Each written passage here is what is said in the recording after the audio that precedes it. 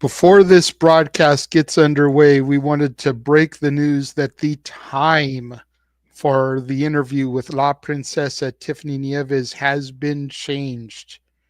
It is no longer 11 p.m. Eastern, 8 p.m. Pacific. It is now 1 p.m. Eastern, 10 a.m. Pacific. This change is being done so that it can accommodate Tiffany, who is going to be flying from her home to Austin, Texas.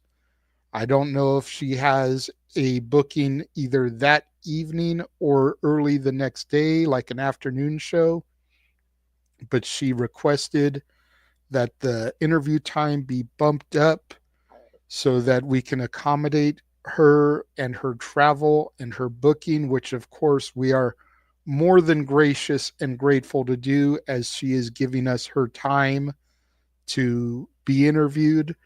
So we just want to make sure we come on this evening with that breaking news, letting people know La Princesa Tiffany Nieves will now be joining us at 1 p.m. Eastern, 10 a.m. Pacific, which is noon Central, her time.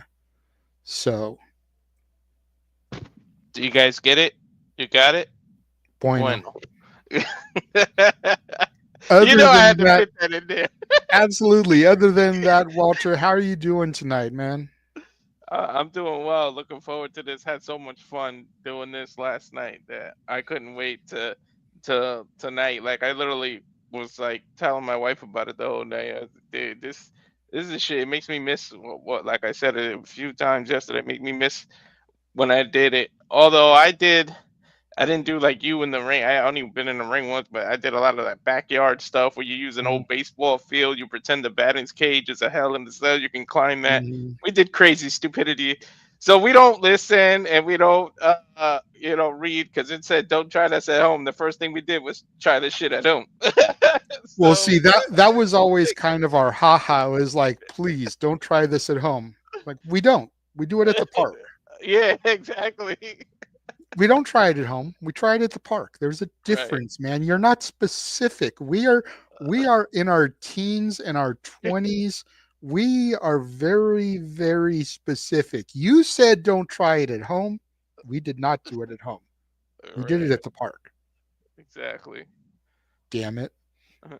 But no, that was us too. For the most part, it was backyard style at the local park. But I did have the opportunity through my connections with Battleground Pro Wrestling to get into a ring and take bumps and work with a couple of established independent wrestlers. So, had I tried to pursue it a little bit more at that time, maybe I could have actually had a in-ring match for an actual company. But at that point, my back and my knees were shot. I had already kind of retired from wrestling because I retired when I had my daughter. So pop in the chat, LBWA. He knows what's up. He remembers. He members. Mhm.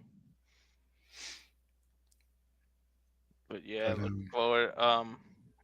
Yeah, break down the car. Plus, I mean, we had a good day. We did spaces earlier, and a certain yes, somebody popped up in there, which was yes. Shout exciting. out, shout out to Hannibal for hosting the space. You did your space, and this gentleman was not there for it. But Hannibal started doing his space. And again, shout out to our boy Hannibal from England, across the pond. But internet podcaster Andrew Baydala ended up popping into his space, making a connection with him. I already followed him. He now follows me back. He sent me a message on X and I replied to him. So I am now going to work to try to get Andrew Baydala first to come into one of our X spaces and engage in conversation. And if that goes well, then I'm going to try to bring him onto an episode of Shenanigans. And hopefully we can form a working relationship with Andrew Baydala and get him doing some stuff with us. So that would be huge for the Simply Reliable Studios team if we can make that happen. Definitely. making them big time moves. We can't all be like Walter going down to the casino floor last night.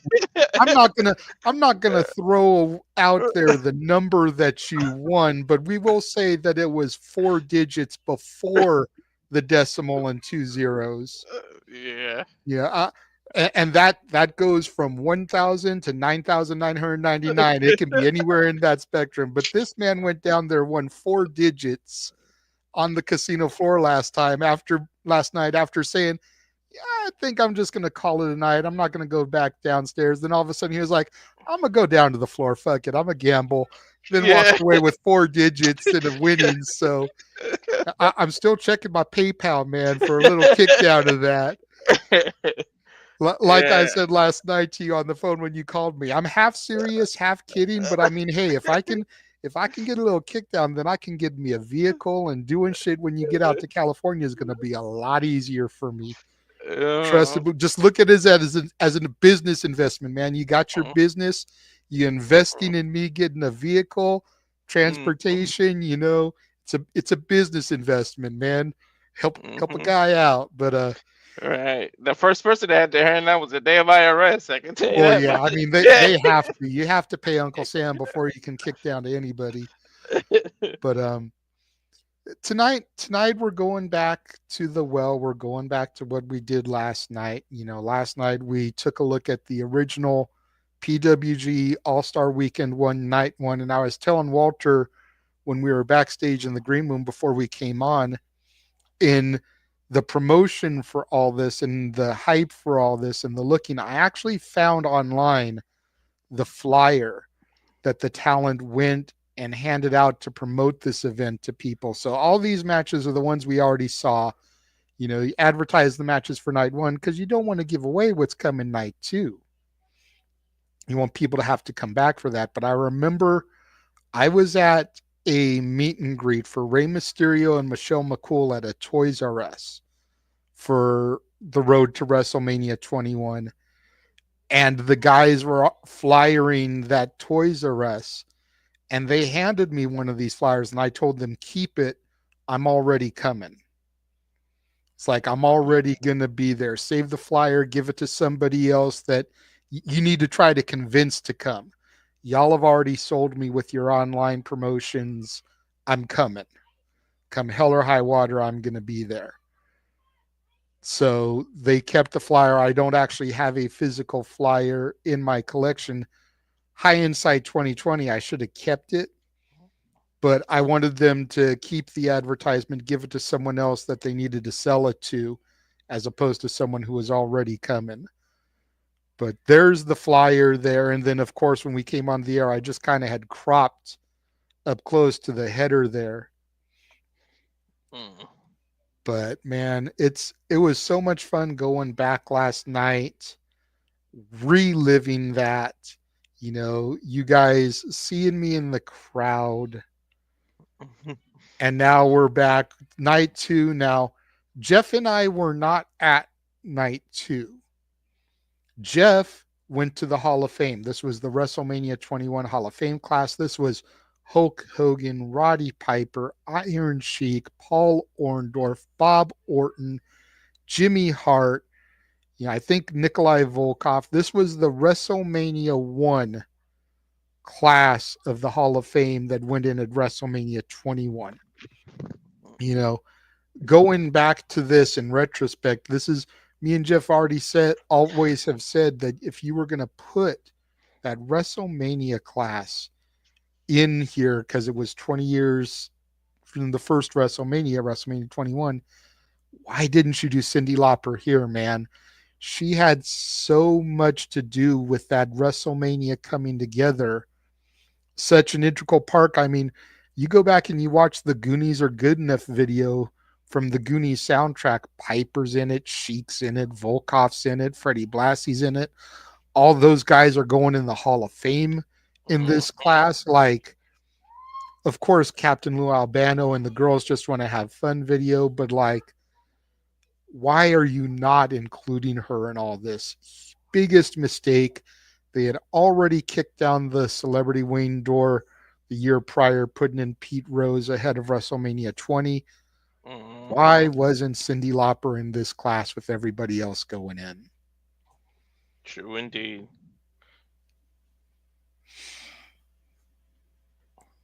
Big, big mistake. Yeah, I agree. Big mistake. Yeah. How is she still? And that was WrestleMania 21. We're at 41, and she still ain't in it. Right? All the other celebrities that have gone in, some very much deserving, some not so much. Not going to get into things on the political spectrum. You know, Donald Trump's a Hall of Famer, Drew Carey's a Hall of Famer, Lawrence Taylor's a Hall of Famer, William Refrigerator Perry's a Hall of Famer, Mr. T has gone in, but yet and still Cyndi Lauper's not in there. Hell, Andy Kaufman went in there. Andy Kaufman's another one that deserved it long before he finally got his flowers and just due. Yep. But Cindy, Cyndi Lauper still isn't in there. And again, y'all can say what you want. We're trying not to play political games here, political preferences. Whatever you want to say about Donald Trump as a politician and a president, he was integral to some of those early WrestleManias. And personally, I feel deserves his WWE Hall of Fame spot for what he did WrestleMania 4, WrestleMania 5, Trump Plaza hosting it, WrestleMania 23, Battle of the Billionaires, which led to Vince McMahon getting shaved bald, and all that stuff within the realm of wrestling deserves that honor. Personal life, that's a whole other debate I'm not getting into. But we're not here to discuss that. no, but Sydney was she was a big part of WrestleMania 1, and I feel like if it Mhm. wasn't for her And influence, the it would war to not even settle have the ever. score Yeah. and the brawl to end it all. The whole Hmm. rock and wrestling connection would not have existed without Cyndi Lauper, the rock in the rock and wrestling connection. Exactly. That's period point blank there. Hmm. Because of the rock and wrestling connection, you got the Hulk Hogan rock and wrestling cartoon. Right. You Damn. had the thing on MTV. You had Hulk Hogan and Mr. T on Saturday Night Live the night before the Hmm. inaugural WrestleMania. All of that spawned out of the rock and wrestling connection, which she was very much a spearhead of. Hmm. But again, we're not here to discuss that. We're here to discuss PWG All Star Weekend 1, Night 2. And let's go ahead. Let's start running down the matches. Hopefully, you loaded them in the order they were in the chat, because again, that's the match order. I think I did. Pretty Let's sure I did. let's go ahead and start running these down. So we got Ricky Reyes versus Puma versus Davey Richards versus Ronin in a four-way elimination match. Now, Ricky Reyes and Puma were part of a tag team match, and then I believe Ronin and Davey Richards were part of a tag team match last night as well. Two different Hmm. matches. And now all four men are being thrown into this match as individuals in an elimination style. Ricky Reyes, member of the Havana Pitbulls. Puma, now known as TJ Perkins, TJP, does work with New Japan.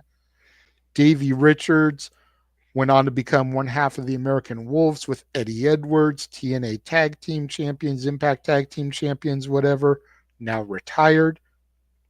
And Ronin is one of those whatever happened to. Never really made it on the big stage like some of the other guys did. But this should be a really good, hard hitting, because of the style of Davey Richards and Ronin, high flying because of the style of Ricky Reyes and Puma. Very, very should be an interesting matchup. Yeah, that's a way you start a card too. Started hot, man. Get the fans invested early. Oh yeah. Then this one, you get Disco Machine, who we did see last night, Yes, and Disco and Excalibur Excalibur. versus Hook, Bomberry, and Top Gun Talwar. All we saw Hook too, right? We saw all four of these men last Yeah. night. Yeah. Hook Bomberry and Top Gun Talwar, like I said last night, would go on to form a tag team called Gunning for Hookers. Yes, that was the name of their team. Don't at me. Don't talk about how I'm being not politically correct. It's 2005 independent wrestling. The team was called Gunning for Hookers. Disco Machine and Excalibur, along with Super Dragon, formed the S.B.S. I don't remember what that stood for. Excalibur, now, of course, the voice of AEW, All Elite Wrestling. And Disco Machine's another one of those guys that just kind of whatever happened to. Same with Hook and Top Gun. They all just kind of quietly exited the business. If I remember correctly, Disco's day job was in IT tech, kind of like what Noah does now. Mm. I don't know if he's still involved in the field or not. Top Gun, I still see occasionally on social media showing up to and supporting independent wrestling, going to local shows. It would be kind of cool to reconnect with Top Gun Talwar and maybe try to get him onto an episode of Shenanigans, kind of like a Where Are They Now segment, like what are you up to these days? Hook Bomberry, no clue. Didn't know a whole lot about him then. Didn't really follow him on socials to know where he is now in life. No disrespect intended to Hook. Yeah. I don't know. I didn't know who he was either until yesterday. But then we got this banger of a one-on-one. Oh yeah, man. Petey Williams and Joey Ryan. And again, say what you will about Joey Ryan. Definitely a polarizing figure these days, but I think you and James gained a new level of respect for him looking what he did in professional wrestling before the dick gimmick. Yep. You could kind of see why I gravitated towards Joey and why I became a huge fan of Joey's with what you saw with him teaming with Scott Lost and Chris Bosch last night and going against the Canadian destroyer Petey Williams. You know you're going to get a little bit more of that and a little bit less of the gimmicky Joey Ryan that y'all knew of before he became the polarizing individual that he became. The originator of the Destroyer, Petey. You got me with that. I didn't get to see that in person, and then later it comes out. I'm like, I knew Mhm. he. I James meant said, in a match setting, you know, yeah, you it's different when you see it executed as part of the match as opposed to a part of a segment, you know, a post definitely. match lead in to something else, you know. You Hmm. when you're a fan of something and someone, you want to see the big move as part of the match. And that was my first time seeing PD live up close in person in a match, and he lost and he didn't get to do the destroyer. So that was kind of disappointing. Yeah, completely understandable. You know, it would have been like seeing AJ Styles live, which I did. We saw that last night against Joe, and not getting to see him hit the Styles clash. Hmm. You know, you're a little bit disappointed because it's somebody you like, somebody you're invested in, and you want to see the big move, and then you don't get it. Like seeing Stone Cold and he doesn't stun somebody. Like, what the hell? Thank you. Thank you. You get it, you know. Yeah. So that was kind of where I was coming from in last night when we were doing the match, was trying to get that over. Hmm. And maybe I just didn't relay it in the best way. So apologies there, but that's the feeling I was trying to get over and And convey. then this is we get Christopher Daniels versus Chris Hero for the TNA X Division Championship, the one that's behind you. Yes.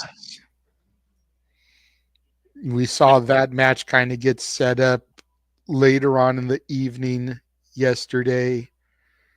Chris Hero again, we talked about it kind of briefly last night. The guy that was supposed to be in Roman Reigns' spot in the Shield, the Mm-hmm. guy that was supposed to be the third man along with Seth Rollins and Dean Ambrose. And he kind of got that taken away from him because WWE wanted to push Roman Reigns.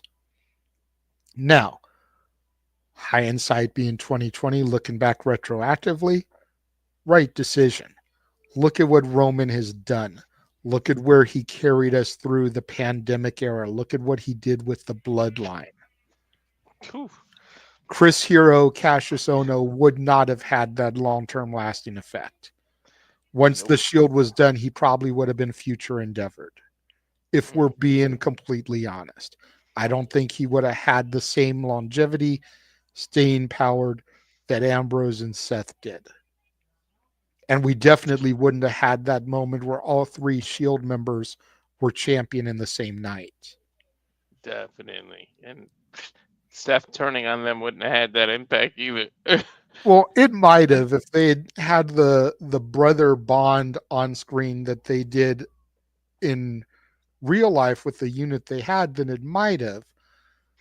But I just don't think Hero would have had the same lasting effect Roman did. Yeah. So it ended up being the right call, but as a result of him not getting that spot, whatever happened to Chris Hero, he became one of those what if stories. Yeah, exactly. It's still a cool what if kind of thing. All right. So then after Danielson and Hero, you got uh El Generico. Is it Zokre? Yes, Zokre and Phoenix Star, Los Luchas, Phoenix Mm-hmm. Star and Zokre And versus Human, Human Tornado and the Ariel Express, Scorpio Sky and Quicksilver. who we saw as a team the night before. Mm-hmm. Well, the Scorpios guy, This Quicksilver. this is the first time we're seeing Human Tornado this weekend. He wasn't on Yeah. the show yesterday. Mm-hmm. Scorpio's guy was with his partner. Yes. And what's funny is that out of these men further on down the road, Tornado and Generico would be a team, and Tornado and Sky would be a team at one point as well. Wow. And But then Generico will go on to start his own orphanage in Mexico, I guess. that's right. That's right. But Human Tornado, if you're not familiar with him, I don't know if you are or not, was actually in Nacho Libre. He Yeah. played the character El Snowflake. Oh, okay, yeah. And it's kind of funny because after the movie came out, they did a gimmick where Tornado got concussed. He got laid out, head injury, went to the back, and later on in the match came out dressed up like El Snowflake. Yeah. Finished the match, and then the next month they booked El Snowflake for a match and then kind of ran the gimmick back where El Snowflake took a head injury, went to the back, Human Tornado returned and finished the match. All as a way to kind of get a little bit more promotion there for Nacho Libre and work the El Snowflake gimmick into the PWG shit. Hey, it worked. That was a freaking funny ass movie. It was. Maybe we can get Nacho Libre versus El Grande Americano Right? and El Generico. Do a whole triple threat. You know? Just not at WrestleMania. Enough triple threats have been booked. Hey, you know what? Let's just have one more. Fuck it. Right? We'll just call it the concessions match. Nacho Libre and the Starbucks drink, El Grande Americano. Mm-hmm. Shit. With Cappuccino Jones as the referee. There you go, damn it. There you go. Make El Grande Americano and Cappuccino Jones a tag team. Right? Wow. That'd be hilarious. Oh my The god. Barista Bombers. Uh-huh. Then you got, of course, Mr. Wrestling Kevin Steen against Wonder Kid Johnny Storm. And again, shout out to Johnny Storm who posted these shows on his YouTube channel. That's how we're able to watch these and do the retro watch along. Go down to the description here on all of our channels, and you can find the link to the video so that you can watch along with us as we do this. Again, Wonder Kid Johnny Storm's kind of one of those, to my knowledge, he only ever came over for these shows and then was like never seen again. I Mm-hmm. believe last night I talked a little bit about when the PWG went to the UK, and then that's how the championship became a world championship. I think Johnny Storm was on those two shows when they went over to the UK, but I don't remember because clearly I didn't go to it. All right. And Kevin Steen's just babyface, man. Uh, Right? Like no scruff, leaner, not near as heavy set as he is today, doesn't have the dad bod going on. mm-hmm. You And know, he had just a knee brace. baby Kevin. And then El Generico, going back to that match, baby faced, no facial hair, just young No as young chest could be, hair. rookie. No chest hair, exactly. Dudes were both in like their early 20s, and you figure, 20 years later, they're probably like 40, 41, 42 years old now. mm-hmm. Someone in the chat, one of the 7 people watching us, can maybe let us know how old Sami Zayn and Kevin Owens are. Mm-hmm. Well, then This we is go a to. first, man. Nobody's actually watching on the Casa channel. Everyone's watching either on your channel, Noah's channel, or James's channel. I think that's That a thing. That thing is wrong sometimes because sometimes I know my wife's watching. It's like 0 people watching. It's like, but she's watching. So I don't know what it is. oh no. Semi-main event here. You've got the tag team championship on the line as Scott Lost and Chris Bosch, the team known as Arrogance, defend their titles against Frankie Kazarian and Chris Sabin, 2 men both known as the Future at this time. TNA superstars. That's going to be a good, intense fight. You guys got your first look at Scott Lost and Chris Bosch last night. Granted, it was in trios action, but this is going to be more tag team. You'll get to see the cohesiveness between the 2 men come out a little bit more, but I'm sure you guys are looking forward to this one after them last night. Hell yeah! What's funny is every time I hear Chris Bosh, I have to go into wrestler mode because I think of the basketball guy that used to play Mm-hmm. in Miami and Toronto. I'm like, oh, not him.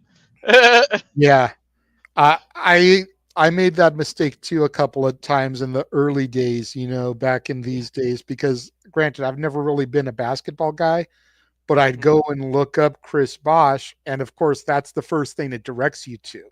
Yeah, So then I'd have to go back and I'd look up Chris Bosch PWG or Chris Bosch professional wrestler in order yeah, to get geared towards the right guy. But yeah. And then of course the match that got set up the night before for the PWG Championship, very young baby. You talk about babyface. Whew. No soccer mom haircut, no AJ Styles yep, against the Booker himself, Super Dragon. yep. The phenomenal one defeated Samoa Joe yesterday. Get this title opportunity. Super Dragon, the current reign defending champion, one of the PWG 6 who helped own, operate, and run the Federation. It was Super Dragon, Joey Ryan, Scott Lost, Top Gun Talwar, Disco Machine, and Excalibur. Those were the original 6. And then I forget which 2 it was that stepped back. I want to say it was Top Gun and Disco. But when they took a step back, then Matt and Nick Jackson came in to be the new PWG 6 and took over for them. It might have been Scott when Scott retired. Scott and Top Gun left, and it became Matt and Nick Jackson, the Young Bucks, became the other two of the PWG 6. That dynamic, I don't remember how they came in and became part of the 6, but it was two leaving that opened up the doors for Matt and Nick Jackson to become part owners of the company and kind of buy out the spots there that were being left vacant by the other people. So, oh man, so we got them to thank for the Jackson takeover. Back then it wasn't as bad. I give Matt and Nick a lot of crap, and a lot of it deservedly so. But I will say back then it wasn't as bad because they hadn't really sniffed success yet. They hadn't made it to TNA, become Generation Me. They hadn't made it to New Japan, made it to the Bullet Club.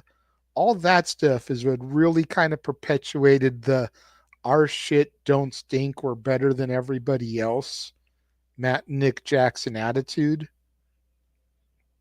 Prior to them going to TNA and being Generation Me, they were tolerable. They were still dickheads. They were still arrogant little pricks, but at least they were tolerable. Yeah, that's the worst part when you get intolerable. Mm-hmm. So But just yeah, saw James in the comments saying he'll be on in 5 minutes, God willing. We can stall for a few more minutes, James, if we need to. We just barely finished running down the card. Yeah, I figure we let people know what we got coming, run the Tiffany trailer, and then hopefully he's not by back then by he'll both be of those. here. Yeah, exactly. All right, so let's go ahead. We'll run the watch along trailer, which it says updated, but it's not updated because it still has last night and tonight in there. I just haven't had the energy to make one with everything else that's been going on, the networking we've been doing, the spaces we've been running. But I'll have a new one ready to go for Saturday, I believe, is our MLW watch along. So I have a new one ready for that, but we'll run that. Then, like you said, we'll run the Tiffany Nieves promo again, talk again about the time change and everything, and then we will be right back. And now for a taste of things to come.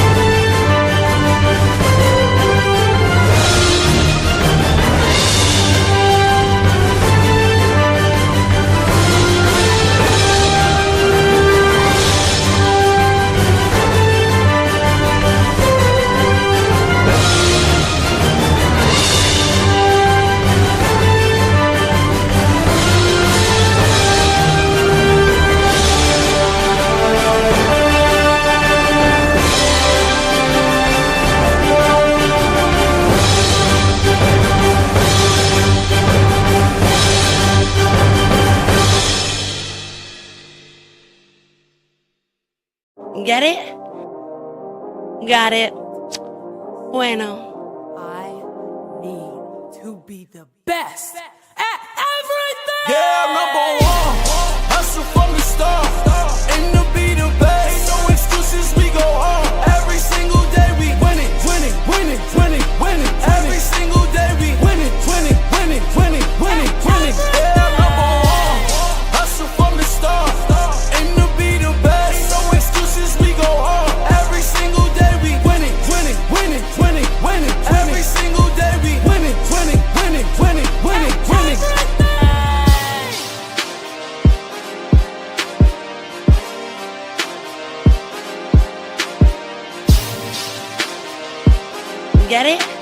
Got it. Bueno. Yeah, I'm number one.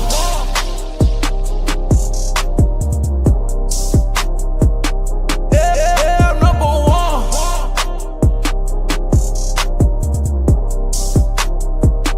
Yeah, I'm number one. Hustle from the start.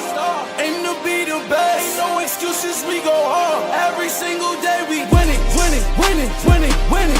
Get it? Every single day we winning, winning, Got it. winning, winning, winning, winning. Bueno. And again, that interview time has been bumped up to 1 p.m. Eastern, 10 a.m. Pacific on Friday, April 4th, in order to accommodate her booking either that evening or the following day, as she will be traveling from her home to Austin, Texas. So we have still been graciously granted the time with her, but we need to bump the interview time up in order to accommodate her busy schedule. And welcome James Hebert into the room. Oh my gosh. What is up, sir? Oh, I'm good. Stressed. I wonder why. Always got something going on. Something! Fuck.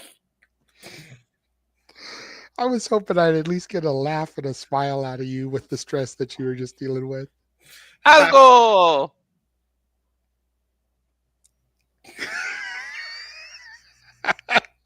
Motherfucker. I come in after dealing with some stressful shit, and the first thing I have to hear is something in false English and fucking Espanol. But we love you. No, you don't. James is pouting now. Man. So we ran down the card already. We talked about the time change. All right, cool. We're pretty much ready to go, good sir. Are you ready is the question.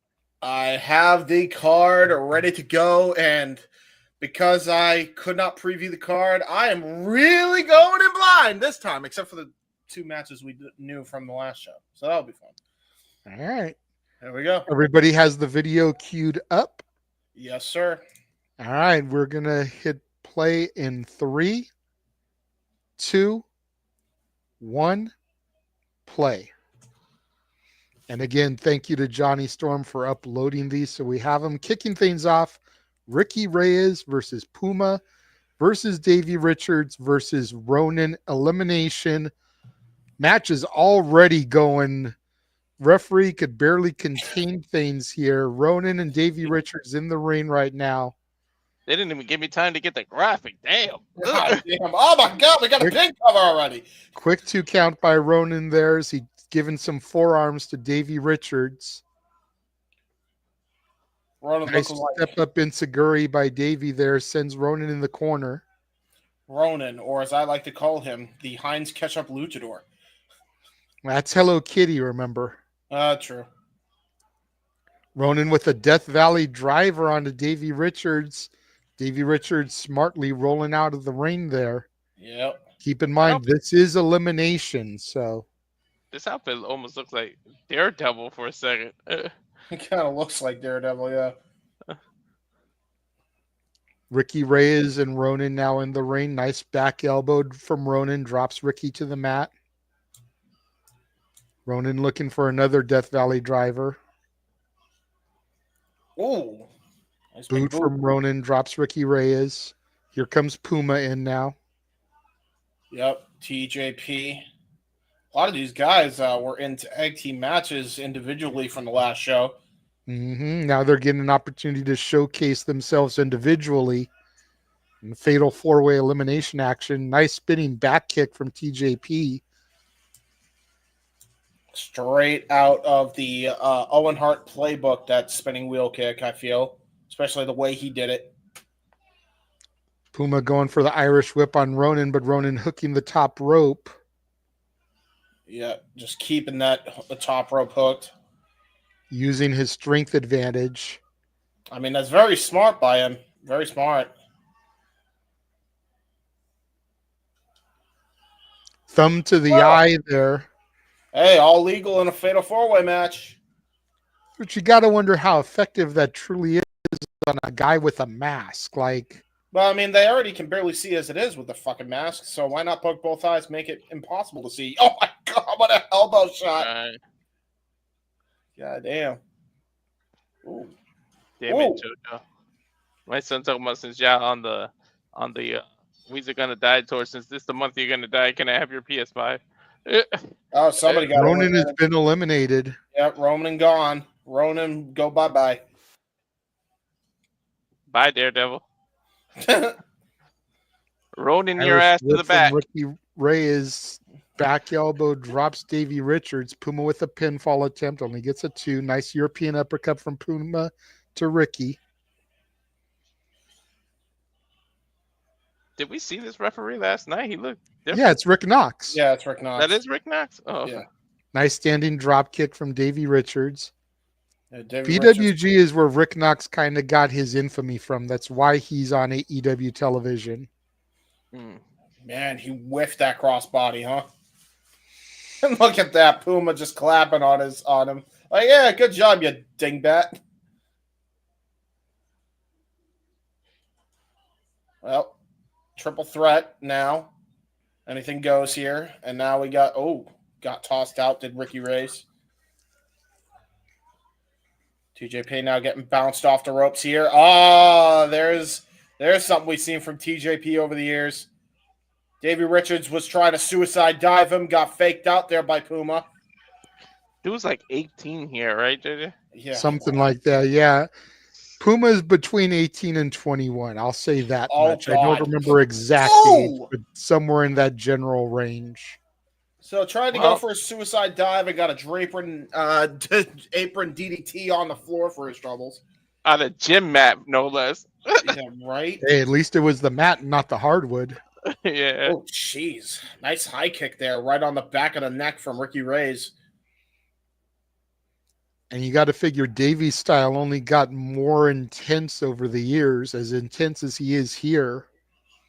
Yeah, blending the Dynamite Kid, Chris Benoit-esque influences. Yeah, very much so. And look at the way Ricky Reyes is, great STO by Davey Richards. Ricky Reyes was martial arts strikes. He's intense in his own right. But that STO might get it for Davey here, or at the very least an elimination, possibly looking for a top rope maneuver here.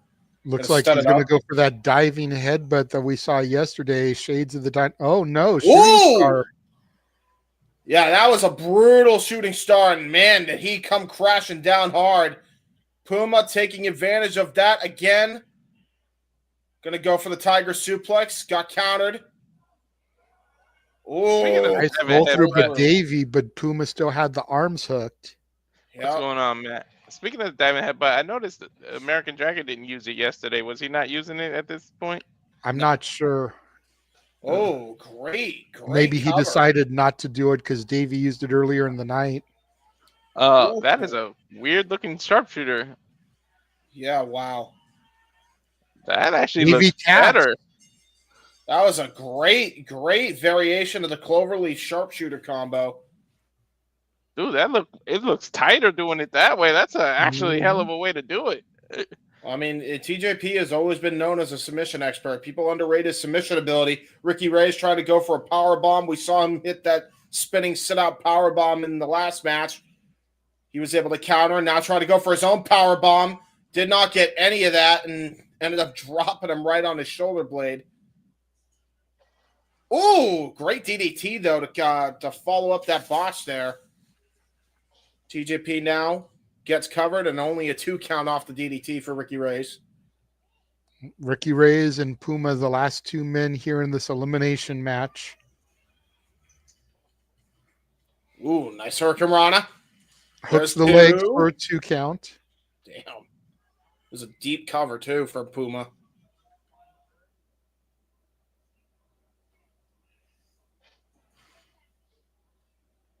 Now just hits him with a front slam. And now about to go for a top rope maneuver himself here. Puma was very quick to make fun of his opposition from going to the top rope. Will it work out for him? Whoa. Ooh. Stopped himself.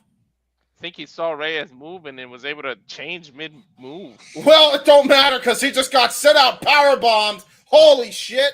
The fact that Puma was able to kick out of that. Lucky his neck is 18 years old because that would have took him out. Yeah, no shit. Yikes.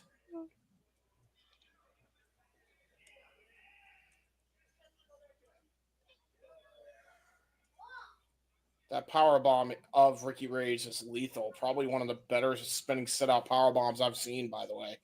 Bro, you had it. Yeah, that looked lethal. Ooh, great German suplex, though, into the bridge. There's two, and a kick out there by Ricky Reyes. Puma with some great mat wrestling of his own. Puma getting a little frustrated. He has to calm down. That's what would cause you to. Yeah, no shit. Oh, wow. Brilliant neck breaker. An intense neck breaker by Ricky Reyes. Follows that up. Brain Buster! Lateral press. And there's the 3 count for Ricky Reyes. Is that what he used? He uses the brainbuster? Yeah, he did. Now going right on a into the regular next basis. match.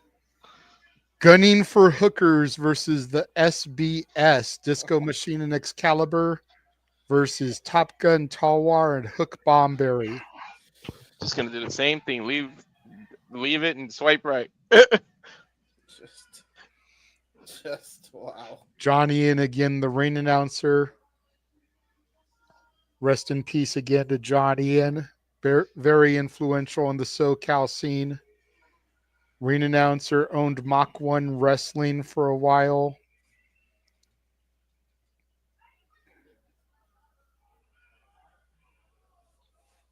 Now, wow, I think it's the first time I've ever seen referees check for weapons. The whole thing, actually. Oh no! Disco Machine and Excalibur with the I don't think I've ever- ambush. Yeah, you're right. I don't think I've seen them check for weapons. Oh, suicide dives by Excalibur and Disco Machine. They Pearl Harbor their opponents. Emphasis on the suicide dive. That's a gym basketball court. Like, Yeah, right? Well, I mean, they are wearing knee pads and kick pads, so it'll break their fall, hopefully. That doesn't do anything if you hit a steel chair, though. Yeah, right? That's true. That's unfortunately very true. Last show, I believe it was Scorpio Sky that found that out the hard way. Mm-hmm. Hook Oh. Bomberry and Disco Machine in the ring right now. Excalibur and Top Gun on the aprons there for the respective teams. Nice drop kick from Hook to Disco. I think Did he he try whiffed to- him a little bit. Yeah, I think he tried to duck it and got hit. Yeah, right on top of the Chrome Dome, if anything. And that's what it looked like. It looked like he kicked him right in the head. Concussion City. Yep. Oh, there's another Beautiful drop kick. drop kick there from Disco. Yeah, Disco looking for his receipt. Tags in Excalibur, the voice of AEW. I ain't Hook talking about. tags in Top Gun Talwar. I think they're done giving each other receipts, and I ain't talking about the CVS pharmacy. Anyway, here we go. The Hook, Bomberry, and Excalibur. Is that Bomberry? No, that's No, that's Top Gun. Top Gun. Oh yeah, we saw Top Gun. Mm-hmm. The cocaine addict who likes Top Gun. Yes, yes. Something like that. Something like that. Yeah. Uh-oh. Excalibur Speaking- biting the finger. Speaking of Top Gun, rest in peace, Val Kilmer. Like, it was sad to hear that. Nice elbow strikes there by Excalibur. Trying to go for a back elbow. Got countered by Top Gun Towler. Schoolboy got kicked out there. Mahi straw cradle. Ooh, great transition into the Fujiwara armbar, though.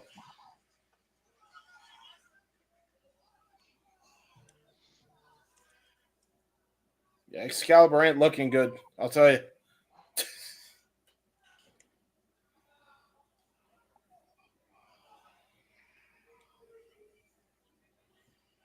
Oof. Now we're back and tagging into Hook Bomberry. Excalibur just getting kicked right in the chest as he gets his arm ringed here. Oh my god. Dude, Yeah. Disco's Hook is working his arm. Yeah, he is. Here's the crowd. Yeah. Disco Burr. Apparently, is that their team name? Fucking Disco Burr. No, they're the SBS. I forget what Okay. that stood for, but it was Disco Machine, Excalibur, and Super Dragon were known as the SBS. Now here we go with Top Gun with a nice elbow drop. And now just putting pressure on that arm while doing push-ups.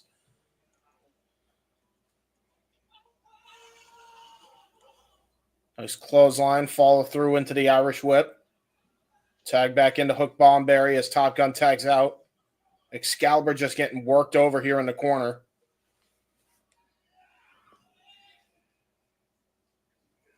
Ooh, great arm drag. That's a great arm drag. That was fluid as hell. That was fluid as hell. Yeah. Well, PWG early 2005. Everything's gonna be pretty fluid. Yeah, true. That was the most fluid I've seen. Oh wow, and look at that. Pulling a divorce court as well. And look at the way he hit the divorce court, brought him back all the way to his tag team partner, and now we got Top Gun who tags in and keeps working over that arm. I think the ring general of this match, as far as psychology goes right now, has to be Hook Bomberry. That was awesome isolation and good teamwork. Finally, though, Excalibur getting himself some separation. Finally tags in the Disco Machine. Top Gun gets clotheslined by Disco. Guys, What the hell is that? Oh, he pulled out a bag and is he suffocating him? Or is that his underwear? That's his underwear. And he just drop kicked him right in the face. What the nasty bastard? How dare you? what the piss? That's just nasty. Yeah, Right. That's nasty. Drop Oh! toe hold from Top Gun sends Disco into the bottom turnbuckle pad there. That's another move I have not seen attempted. That's the first time I've ever seen something like that done. Why can't we have this PWG? I hate the one that everybody talks about with the Bucks now.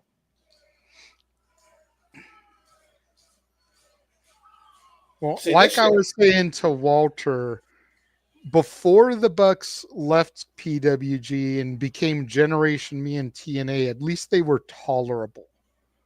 Once that era of the Bucks occurred with Generation Me and the New Japan and the Bullet Club and everything, that's where they became intolerable. I'd argue that they became intolerable after they had their match with Roderick Strong and Daniel Bryan, but I digress. Tag back into Tom Lawler. Now they're isolating Disco Machine, the tag team synergy. The problem is it's very one-sided. For some reason, there's a bag over their arm. I don't know why there's a freaking paper bag over their arm, but that's a thing. Added impact, man. It's a weapon. It's not a weapon. Oh, It's a comedy match, James. Is it? Oh. Look at the guys that are in the Why? ring. Hook Their team Bomberry- name is Gunning for Hookers. But Hook Bomberry is actually a good Did wrestler. you ask if it was a comedy match with a guy dancing named Disco? It's kind of obvious. Come on, man. It's not that much. Listen, I've seen fucking Disco Inferno have serious matches. I don't know. You didn't get the memo, apparently. Hey, but Ready to Rumble doesn't count. Right? I ain't talking about Ready to Rumble. I'm talking about WCW by itself.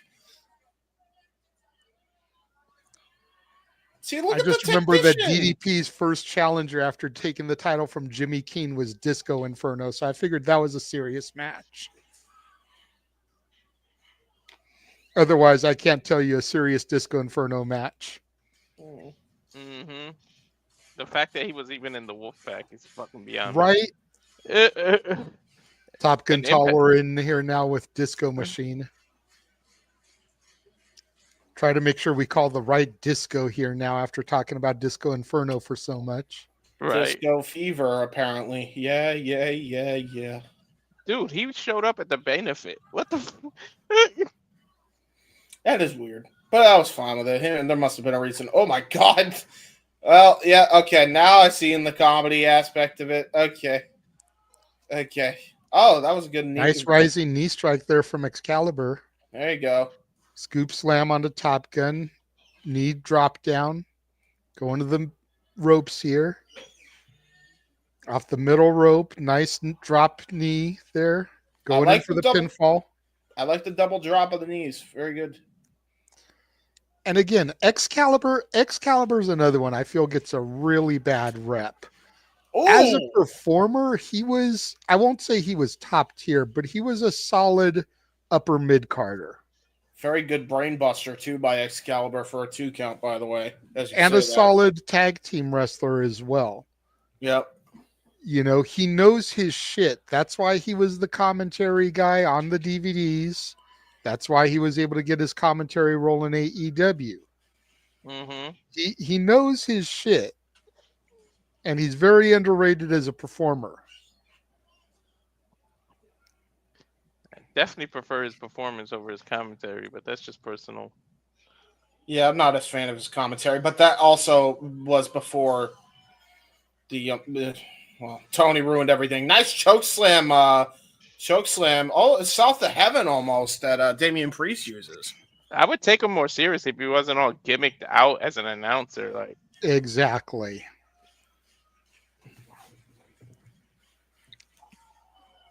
Yeah, AEW has done an Excalibur action figure. I'd love to see them do a variant where they actually put him in his wrestling gear. I would buy that shit. I'm not going to lie because of the ties to PWG. Mm-hmm. I've come like this close to buying the announcer figure just because. But if they did a variant with him in his wrestling gear, I would buy it. Disco just did a complete front flip on a basketball court. He's bleeding from the nose there, gentlemen, if you see. Yeah. Jesus Christ, yeah. What the fuck happened there? Nice Probably sliding drop kick from Hook Bomberry to Excalibur there. No, Grabbing him by the tassels on his mask. Michinoku driver. Jesus Christ. Is there like a Almost gets dent? the 3 count and now into a cross arm bar there. Yeah, Hook Bomberry. Hook Bomberry's the star of this match, by the way. Is there like a dent in the ring, or that's just a camera angle? Camera angle, probably. I can't imagine they wouldn't fix a dent if a dent occurred from the night before. Yeah. They would have gone to Home Depot, grabbed some spackle or something to fix that. Yeah. Dwayne, he's dealing with family stuff, my friend. Yes. Let Noah handle his business, as he says, priorities over passions.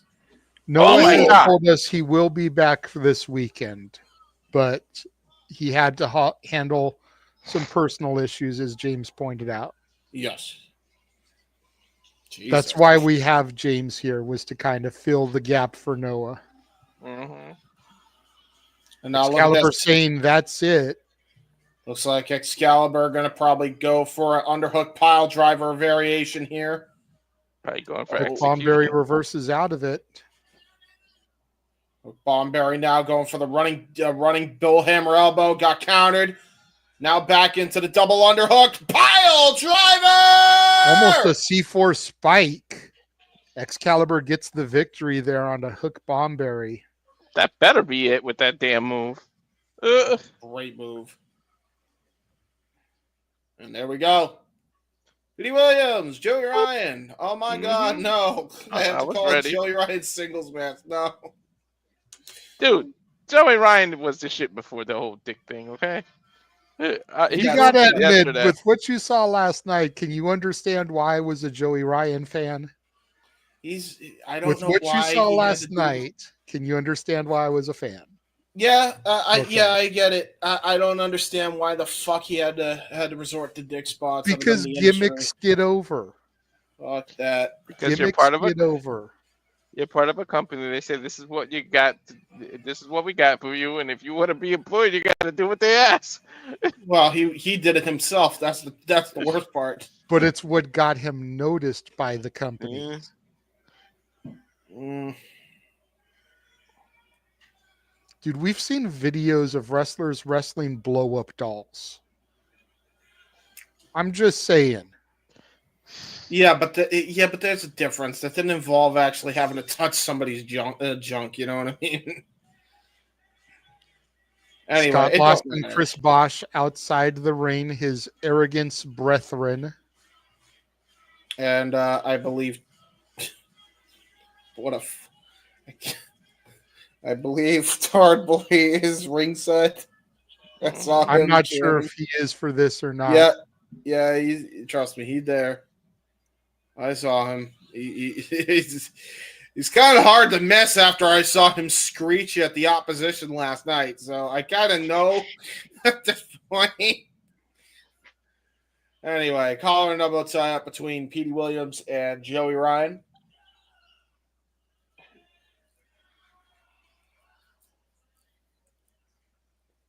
Keeping that headlock tight in.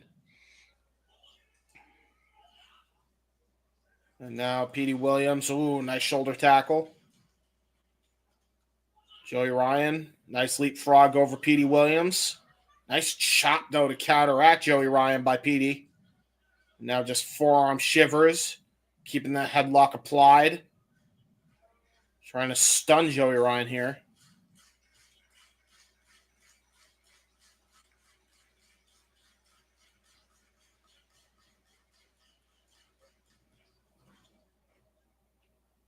Joey Ryan with the duck down. Petey Williams with the reversal of his pop-up move there. Nice arm drag counter again by Petey. And now he's telling him to ask him if he quits. Joey Ryan trying to will himself back in.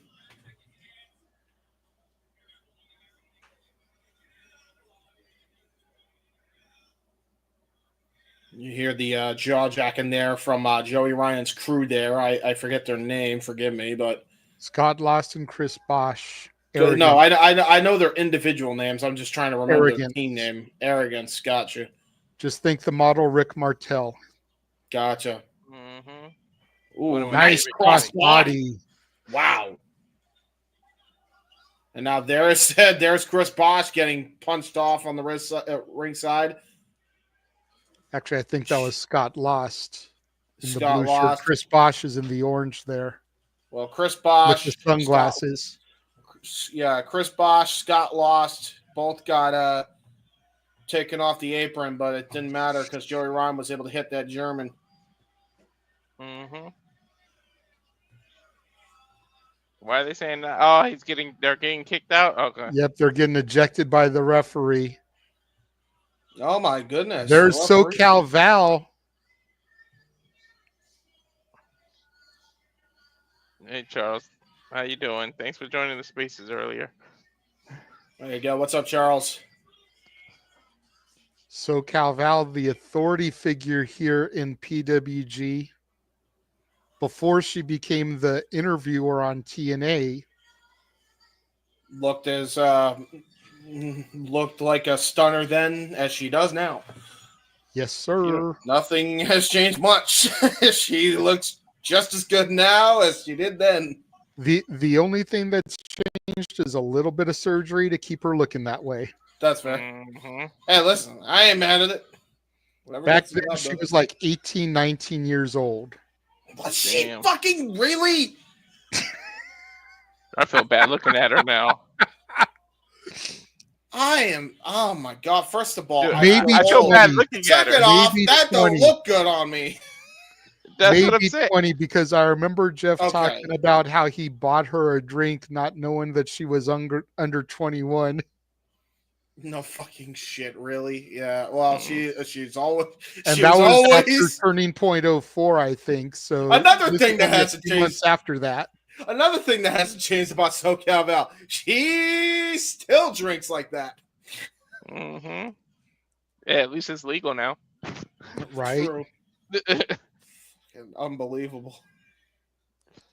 Dude, do you guys remember? I know we should be calling this match, but now I'm kind of intrigued on this and about SoCal. Do you guys remember the fucking thing with her and Jeremy Borash where they're both fucking pissed drunk doing a fucking post show for TNA? No, but I remember her and Jay Lethal being the Miss Elizabeth to his Macho Lethal. Oh, dude. Black Well, Machismo. everybody remembers that, but if you want a really goddamn good laugh, Ryan only gets a 1 on that pinfall attempt. Go ahead. yeah, if you really want a good laugh, watch that shit. It's Jeremy Borash and SoCal Val. Just look up Jeremy Borash and SoCal Val pissed drunk at TNA post show. Something should come up because I remember this vividly. Like SoCal was worse off than JB. JB was trying to maintain everything together. It was the funniest shit ever. Half the crowd chanting Joey, half the crowd chanting Petey there. Joey seems to be working on Petey's arm. Yeah, he did a body slam and folded his arm behind his back, and then he pulled it Again, against the rope. remember at this point, Joey's nickname was the Technical Wizard. So dissecting a body part, very much a part of his gimmick. Mm-hmm. Very nice. Trying to keep that arm wringer in there. Oh, wow. That was smart to turn that into a sleeper. He just couldn't hold it strong. Joey Ryan was a very good technical wrestler. That's the saddest bit about this. Like, he should have actually been looked at more favorably just for his technical wrestling ability and not the fact that, oh, you need a gimmick, pal. I would hope so that he's a technical if that was his damn nickname. Yeah, exactly.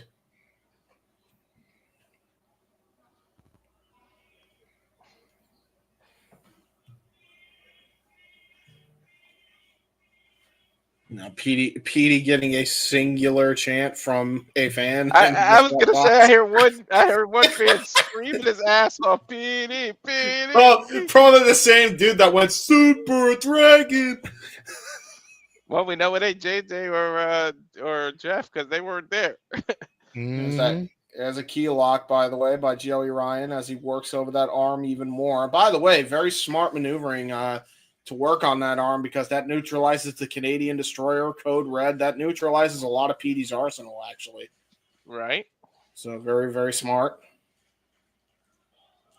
Probably should work on the leg next. If I'm Joey Ryan, that's what I do. After you work on that arm, work on that leg, then you neutralize half his body. Yeah, right. Attack. Smart. But that's also because I'm autistic and, I think things too much in advance. Oh, nice. Except for when Oh, go ahead. No, I was just plugging your Wrestling with Tism. Yeah, I was about to say, I do think things in advance. Except for when I confuse fucking Switzerland and Sweden. God damn, I still can't believe I did that. For how long did I do that? Ugh. I still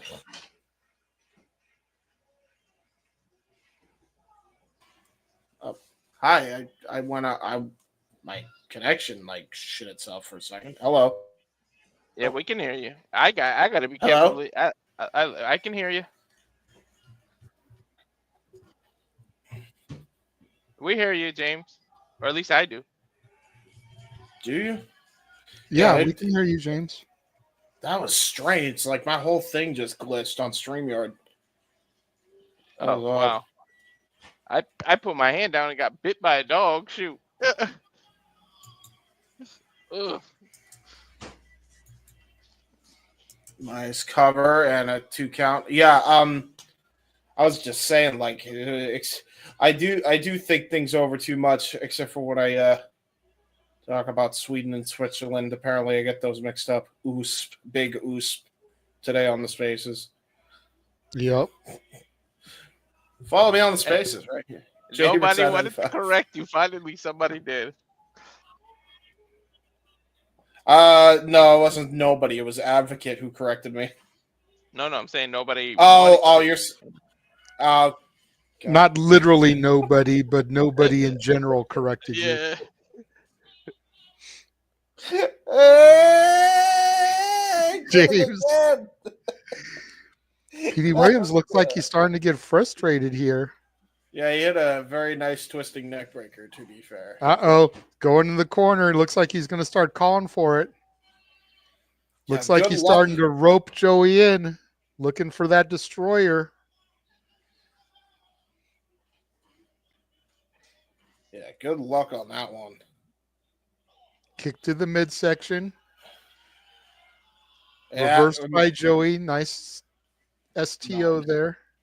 Now looks like he's going for a crippler crossface, but Petey rolls through. Could have been a Fujiwara armbar. Both guys are countering each other here. Oh, there's the Fujiwara armbar right there. To that arm that he's been targeting the whole time. Yep.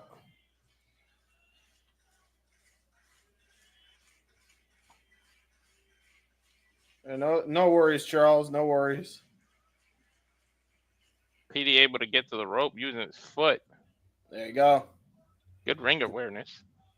Yeah, again, like Joey has really shown how good of a technical wrestler he is in this match, by the way. I'm saying, yeah, you got to put respect on him, man. We know what becomes later, but right now we're focusing on 2005 in this show, so we don't need to worry about what the future came. What the future has in store. This is what made me a Joey Ryan fan. Yes. I gravitated towards him as soon as I saw him. By my second or third PWG show, I was buying his T-shirt. Nice. When he won the PWG title for the first time, which was later this year, that I was like the first person to get a picture with him as champion. Ooh! Did you see that whole freaking exchange? Mm-hmm. That was Petey stepping into the sharpshooter here. Canadian sharpshooter. Wait. It's from Canada. Never mind. That's why I said that, because it's from Canada.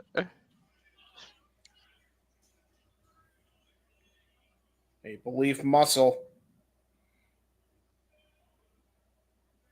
I do like that nickname, even if it came from him being a cosplay of Scott Steiner. I thought that nickname ruled, to be honest. What, Maple Leaf Muscle? Yeah, I think he should have kept it, to be honest. Yeah, you talk about gimmicks. Was that necessary? Why did we need a fake Big Papa Pump? Little Petey Pump. Yeah, he wasn't a fake Big Papa. He was Little Petey Pump. He was just, he was just taking after his papa. Damn it. I'm sure. It's funny. Oh, for fuck's sake. I'm getting... what is going on with the Wi-Fi signal here? Hold on. Hi, hello. Can you hear me? You're good. You're good.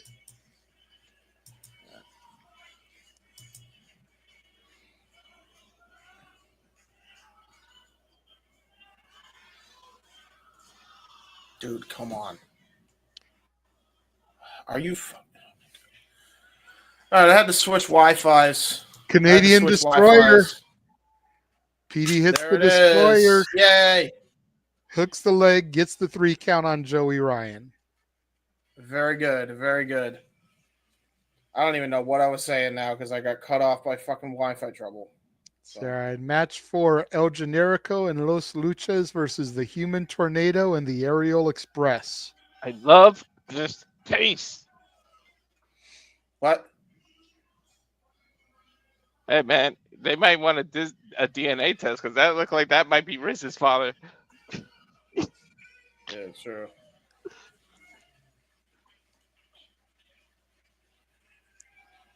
Got a lucha match here.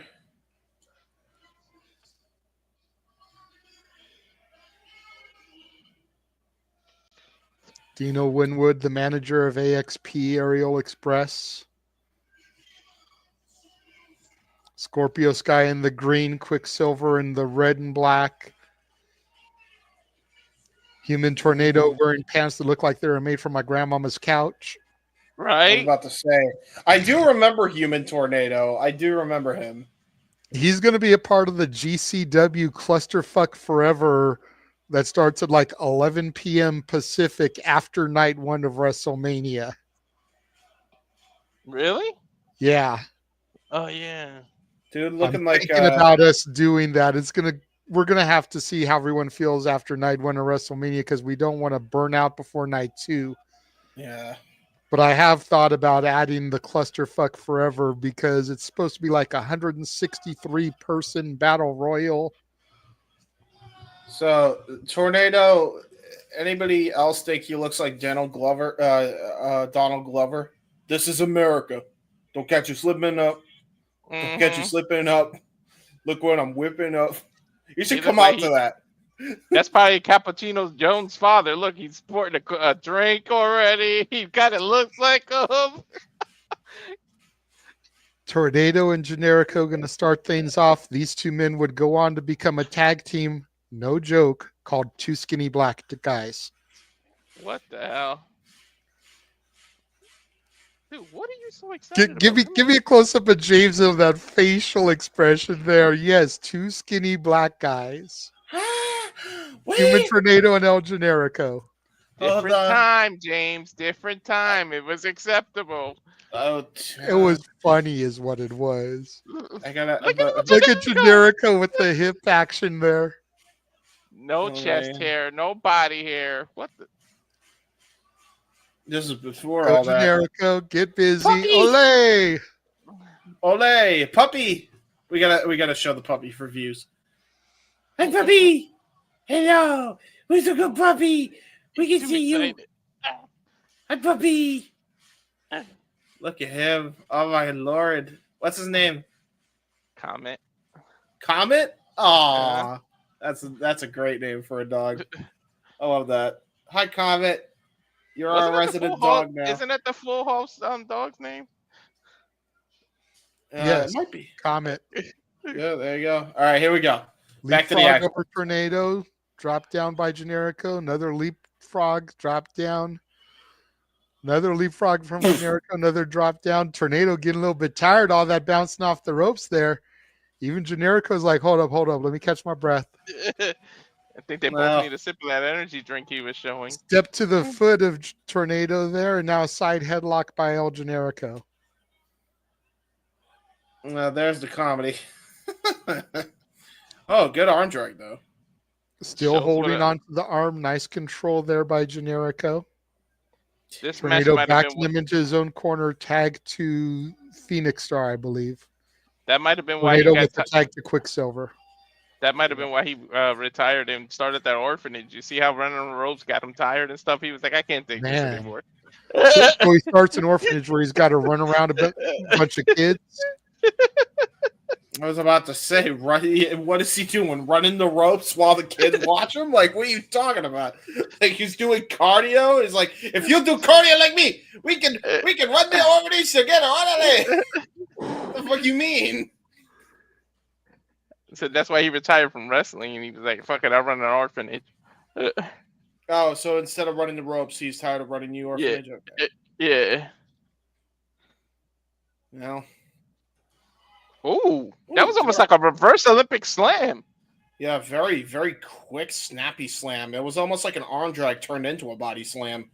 Mm-hmm. Very nice. Ooh, great dodge of that kick. Oh! There's the 1-2 by Scorpio Sky and Quiksilver. I like that one. Dude, he literally was quick. He came out of nowhere with that kick. Double kick.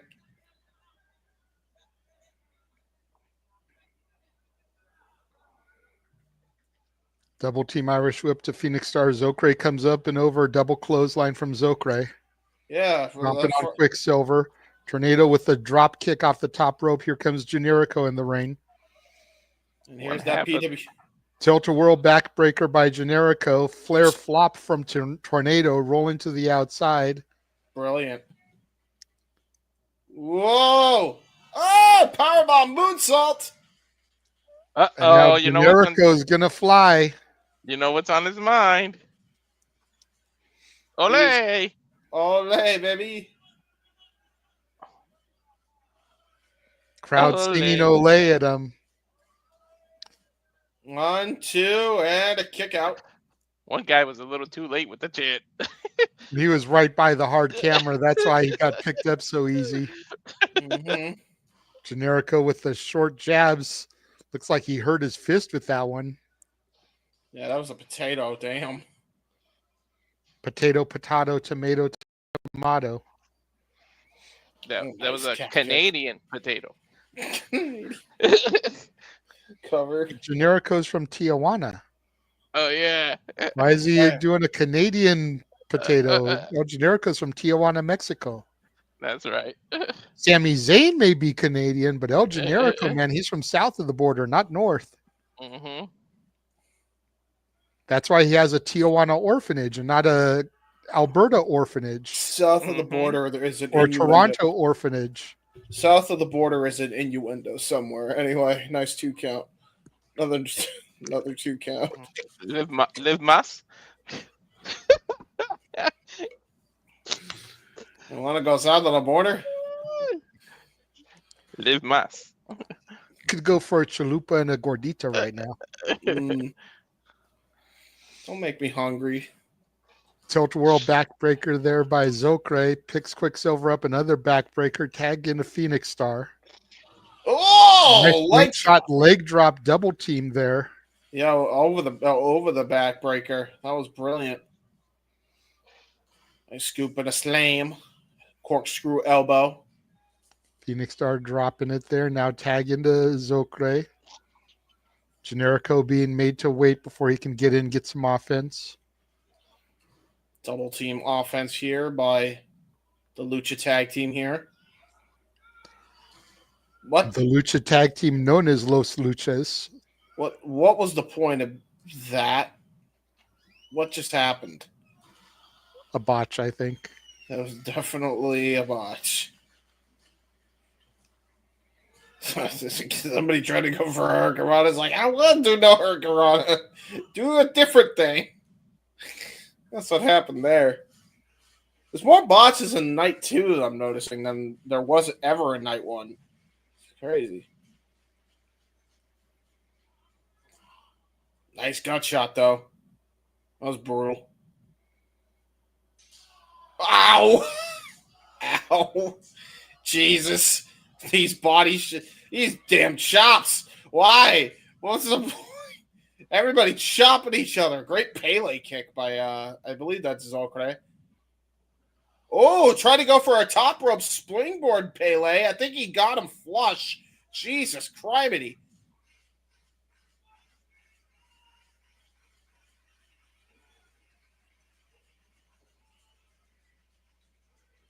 Who the fuck would try a springboard Pele kick? That's how you can cuss yourself.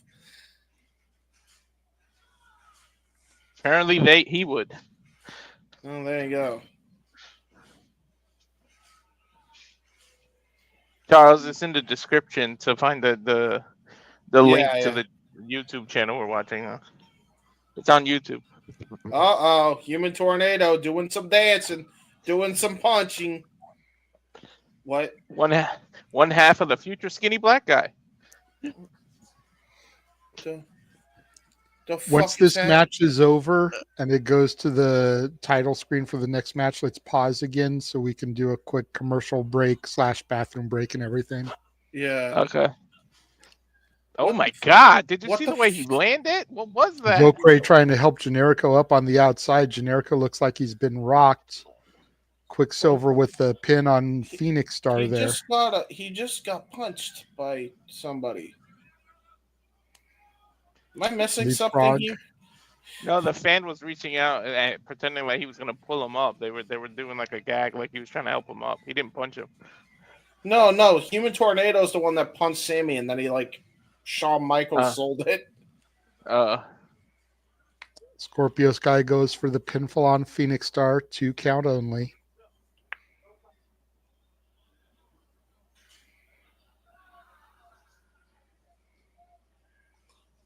Oh, Jesus, Gourd Buster. Leg drop. Drop in Quicksilver. Dropping a dime. And a nice. These double teams are awesome. Yeah, they're very good. Uno, dos. And a Only two count. dos. A dos count. Only dos, no tres. What the so is Human Tornado's whole gimmick? If he hits you, you just go and spiral out of control. Human Tornado is a pimp. He's a nickname, not a gimmick. Oh, I remember these dances kicks. Okay, I remember when he did this. He always danced and did funny stuff. Yeah. Oh.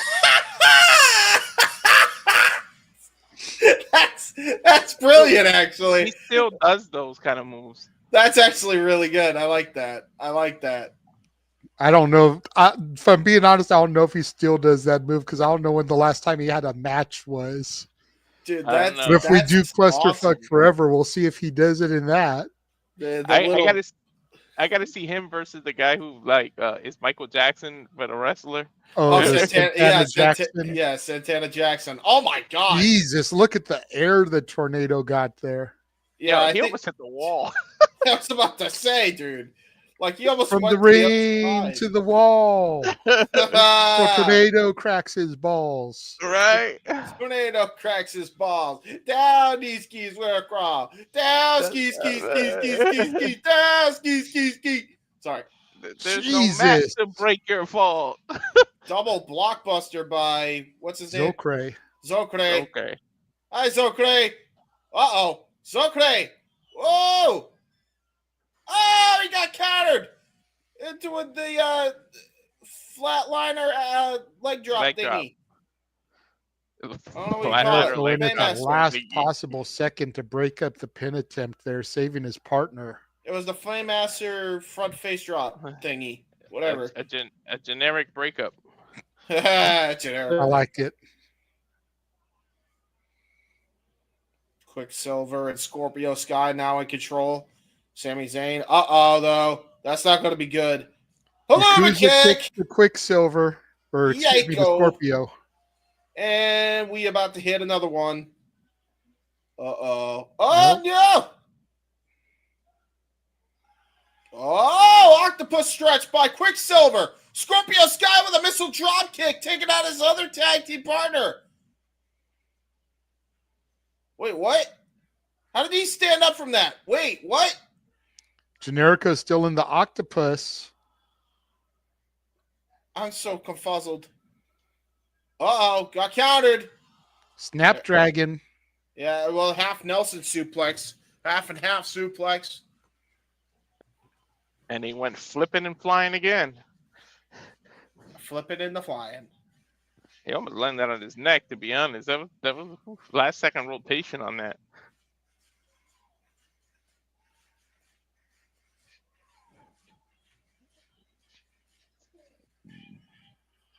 Crowd is getting into this one. Yeah, they are.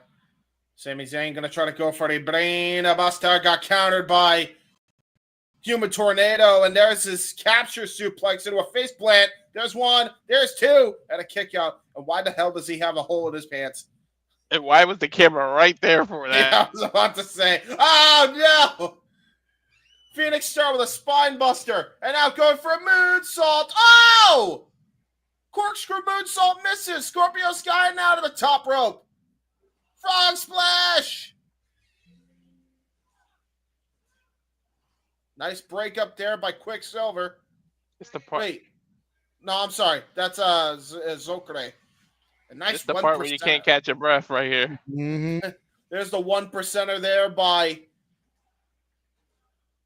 Quiksilver. Nice breakup though. Or no, yeah, nice breakup there by El Generico. Zokre in trouble. Apparently, Scorpio Sky might have had a tooth knocked out.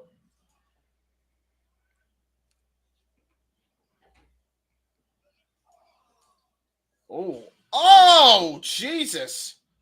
Elevated from the corner into a, nice reverse Olympic slam. Caught in the arms of El Generico. 1, 2, 3. Zokre making sure there was no breakup there. Very Get good, ready. man. All right, we gotta get ready to pause.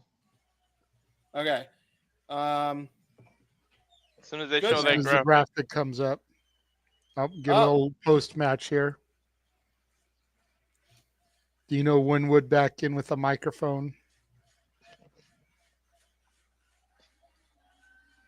Great show of respect from all 6 competitors here. Tornado blew so strong he ripped his pants.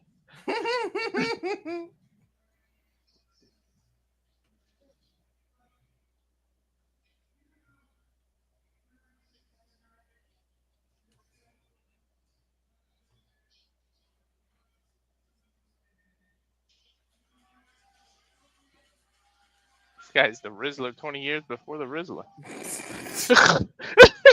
Hey, Wow. you leave Dino Winwood alone.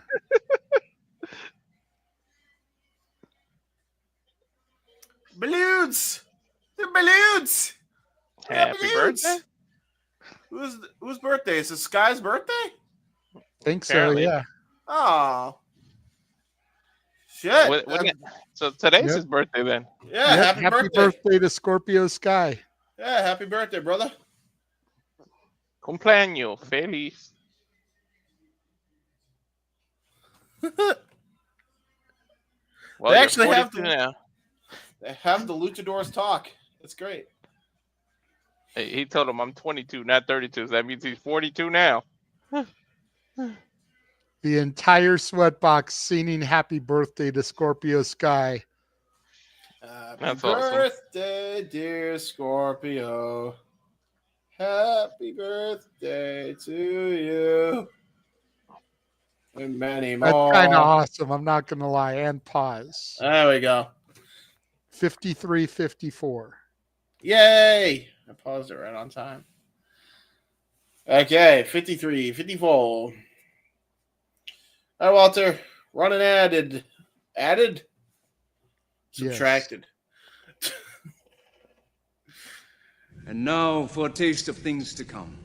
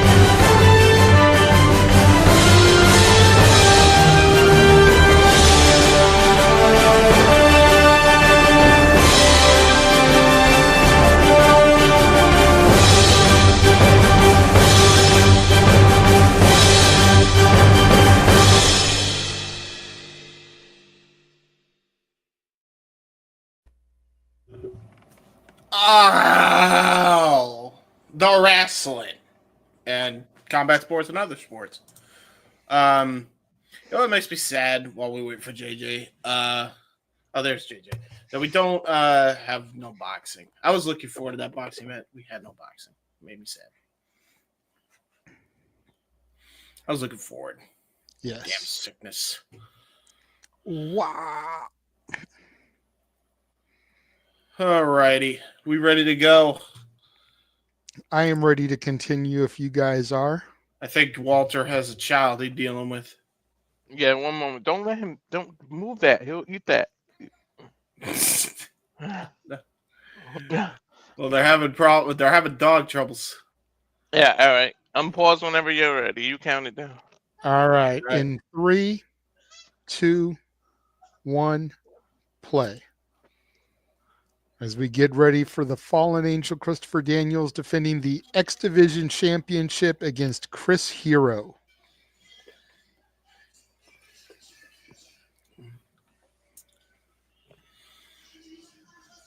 Looking forward to this one.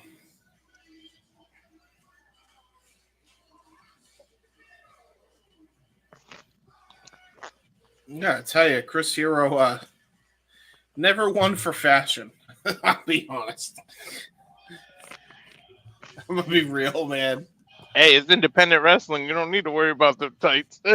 Yeah, well, he never was the most flattering dresser. We'll just leave it at that. Not about how you dress, it's about how you fight. That's true. No, but it also explains why he may not have had a lot of success in major companies. If you're not willing to invest in legitimate attire, I mean, just look at the difference in presentation here between Christopher Daniels and Chris Hero. And Chris Hero was on early TNA pay-per-views. I'm just saying, man. Like I said yesterday, there was actually a TNA trading card of Chris Hero, I believe, in that outfit. But who was more successful? The one who looked like a professional wrestler. I get it. When he was in NXT the second time around and he was rocking that damn basketball vest, damn tight shorts combo when he was like heavy set, that was the worst I've ever seen anybody look. If all Hero had to do was just get regular ass shorts, Kevin Owens style. That's all he would have had to do, and he would have gone to the moon. I'm telling you. I was gonna say he could have made it work, but Kevin Owens did. No, he could have done it too. Who gives a shit? Like, you could have two of the same people dressed the same way. It's not gonna like kill them. But yeah, I mean, there is a Raw and SmackDown for a reason. If you actually, treat the brand split properly. Yeah. That's like lucky about Hero. There's 50 guys with the same name now. That used to not happen. Yeah. Now, to be fair, I do believe that Hero was diagnosed with a condition as to why he couldn't really lose weight, and it is very much a legitimate medical water weight problem. So I did not know that by the time I was calling out the attire he was wearing, and everybody was like, well, now you feel like shit for fat shaming. I'm not fat shaming. I'm just saying he didn't have flattering attire. He can be fat. I don't give a shit the fact that he's fat. Kevin Owens is a big guy, but goddamn, flattering attire goes a long way. That's all I'm saying. Hammerlock by Christopher Daniels onto Chris Hero. It shows Hero confidence. tries to drop down, but Daniels transitions into a side headlock there on the mat, maintaining control. Very good side headlock. What'd you say it maintained, Walter? I said it shows confidence when you do that in your appearance and stuff. Yeah. True that. Nice arm wringer.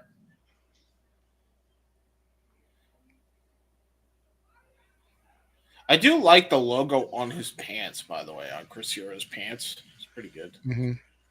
Because it's like Chris Hero, but it has like that cartoon bang. That's pretty good. Mm-hmm.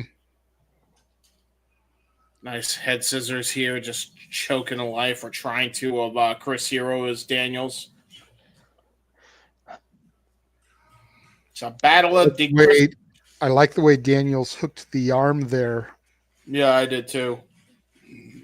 Bro, this is 20 years ago. Daniels has not aged. He still looks good.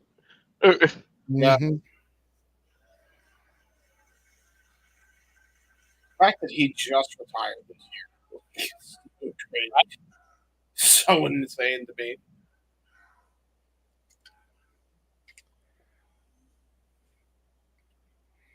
I mean, granted, he's been slowing down these last couple years, but officially just this year. That's crazy. Been going at it strong this whole time. To think this is for the X Division title, by the way, like holy shit, like old school NWA style title too. The one right Shia. Yep, right behind him. Now look at that. Great arm wringer by Chris Hero now trying to get back in control. Great technical clinic here between these two.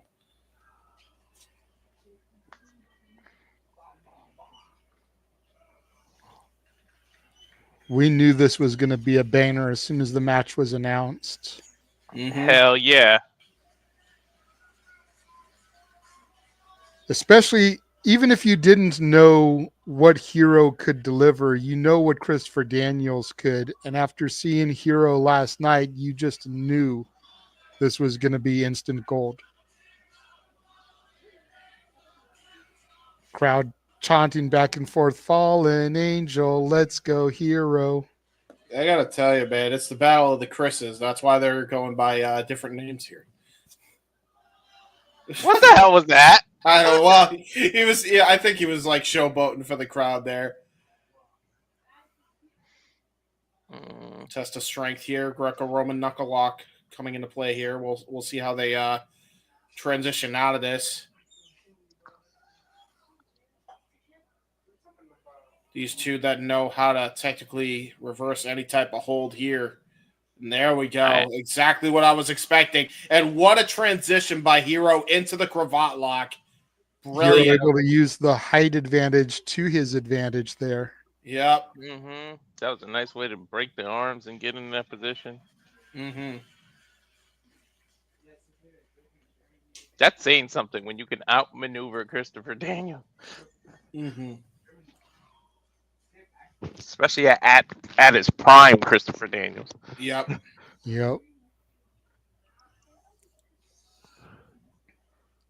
If I remember correctly, I believe the following month, the one we're talking about maybe doing, the Jason Takes PWG, Claudio Castagnoli made his debut in PWG. Oof. Ooh, a young, strong Claudio. Claudio with hair. Yes. Claudio before the bald. Claudio before Mr. Clean Incarnate. Claudio clean. Backslide there from Hero, but Daniels kicked out. Nice roll up there. Hero still maintaining control on the head and neck of Daniels. Nice front face lock. Stretching him out too. Daniels is far from the ropes too.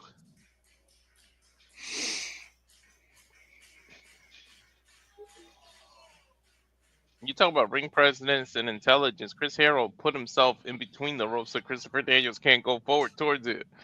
Yep. It's brilliant psychology again. Like, they got some real smart, like, ring psychology people. Like they should be teaching this generation. I said it on the spaces earlier, like Daniels, Hero. I couldn't believe I was hearing shit about Jamie Noble and others not teaching that. Like, I bet you they probably have tried and nobody's listened. You know Davey's got to be doing that. Wasn't he running a school or a teacher at some school or something? Yes. Yeah, that's what I'm saying. Oh, great forearm shot. Forearm shiver, stinger splash combo. Kick out at 2 here by Daniels.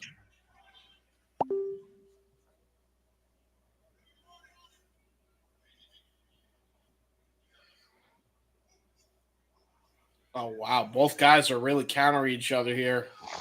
Oh, wow.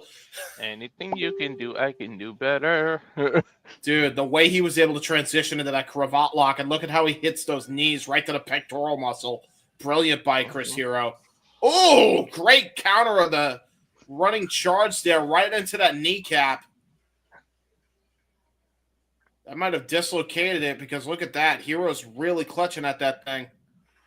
Dude, did Daniels ever have hair? Like, dude, No. this Yes. is 20 years ago. Well, he actually, was- yeah. Like, what the hell did he wrestle Yes, with here? there was a little bit of it, but he did have hair once upon a time. Yes, during the Attitude Era, he had hair. Ruthless Aggression and Attitude Era. Well, this technically would have been during the Ruthless Aggression era, but during the Attitude era, he did. Yeah, that's why I say Ruthless Aggression. I meant to say New Generation. My bad.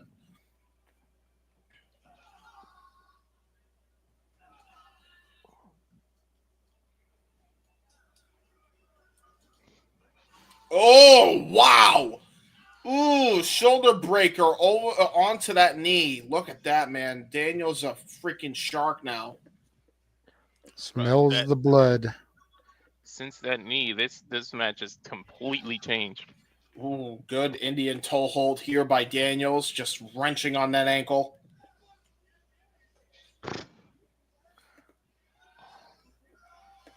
And when's the last time I've called an Indian toe hold?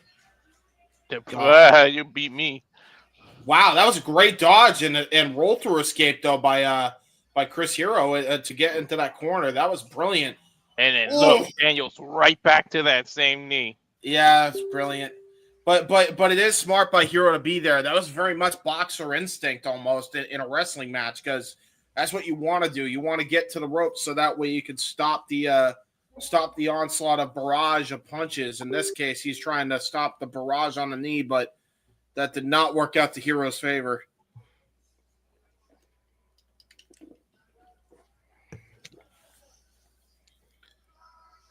Oh no. Dragon screw possibly. Ooh, just tripped up the knee. Oh, there you go. Wow. Working those long legs of Chris Hero, chopping the proverbial tree down. Hell yeah, he breaking them down. Yeah. Granted, Daniels may be the experienced vet, he may be the champion, but Hero with that height advantage got to try and take him down where you can. Yeah, wow. He is really wrenching on that freaking leg too, and he's trying to. Oh my God! What a transition! Hero tried to kick him with a good leg. Now he's got both legs trapped, and he's got a modified key lock on both legs. But rolled him right into the ropes. Like Hero did not even have to really reach to get to those ropes. He still scooted for the cell, if you noticed. But Hero's big enough that he could have just reached his arm out and grabbed it from Jump Street. Yeah. It still was smarter than Daniel, because Hero kept using his loose leg to kick him in the face. He said, I had enough of this, and reversed it. Yeah, that was brilliant. Oh, was trying to go for a foot DDT, got kicked off there by Chris Hero. Shot right to the solar plexus. Going for those gut shots now, just full on potatoes right there. Into that elbow shot, off the rope rebound. And now Hero finally getting a bit of breather here. Going right into that cravat lock. Daniels needs to attack that knee right here.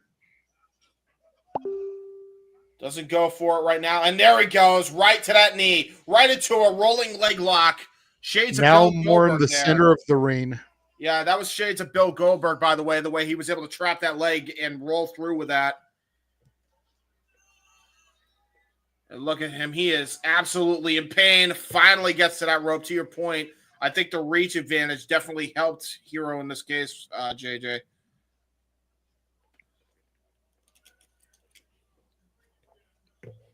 He's just going to clutch that bottom rope, try to gain some breather here. And now look at this. He's trying to go for the little Antonio Inoki business here. He was trying to kick him. Shades of him versus Muhammad Ali, but to no avail because Daniels knew immediately how to stuff that out. Just a vicious attack on this leg, man. Absolute vicious attack on this leg.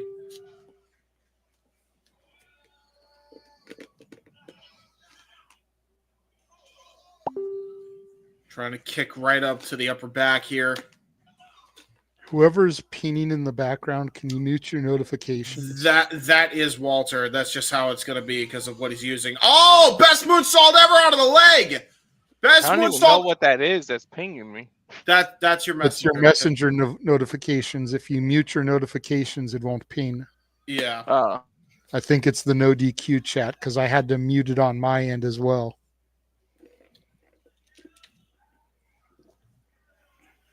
That is phenomenal, by the way. The way he was able to hit that best moonsault ever, and then you'll notice he immediately went back to a leg lock, punched that kneecap, and now he's right again targeting that leg. Hammer and anvil elbows right to that kneecap. And now look at that. Jesus Christ, what a discus punch. Shades of DDP. Now. I muted it. Shades of DDP, and now Chris Hero finally catching himself a breather.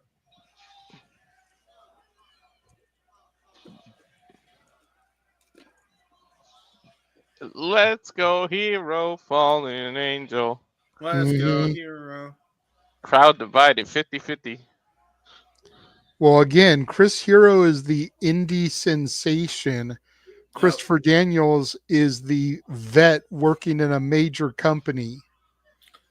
By the way, notice what Hero was doing here. Notice he has knee pads under his pants. He's actually using that knee pad over his pants to try and add some support onto the knee that's been worked over. Again, small little things, psychology like that is brilliant. Did you notice on his dropkick he used a single leg instead of using both legs so that he doesn't land on the other one? Mhm. Oh, great Saito suplex there by Chris Hero.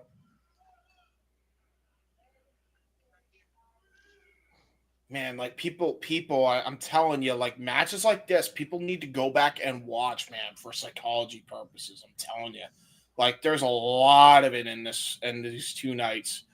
Oh wow, got a cravat here while he's on the middle rope, transitions it into a front facebuster, rolling facebuster, only garners a 2 count for Chris Hero. That was brilliant there. Again, a move I haven't seen before. That seems to be the whole freaking theme of this show. Telling you, man, PWG was the shit back in the days.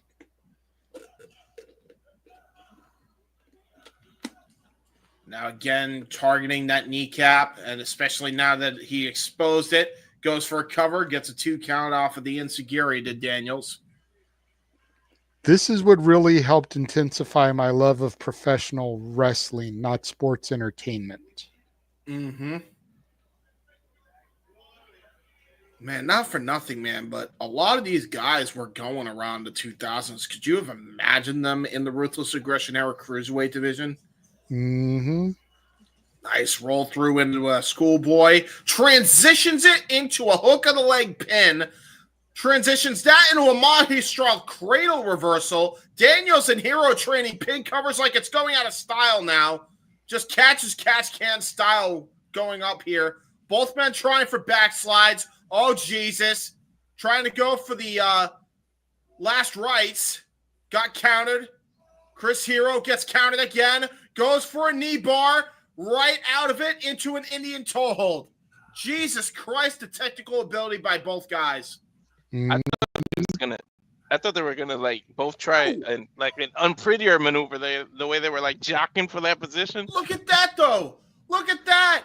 That was brilliant. The way Hero was able to get out of that knee bar. The Indian toe hold getting countered by the cravat lock, and that was able to separate Daniels off of Chris Hero's leg. This is professional wrestling. Damn it. Yeah.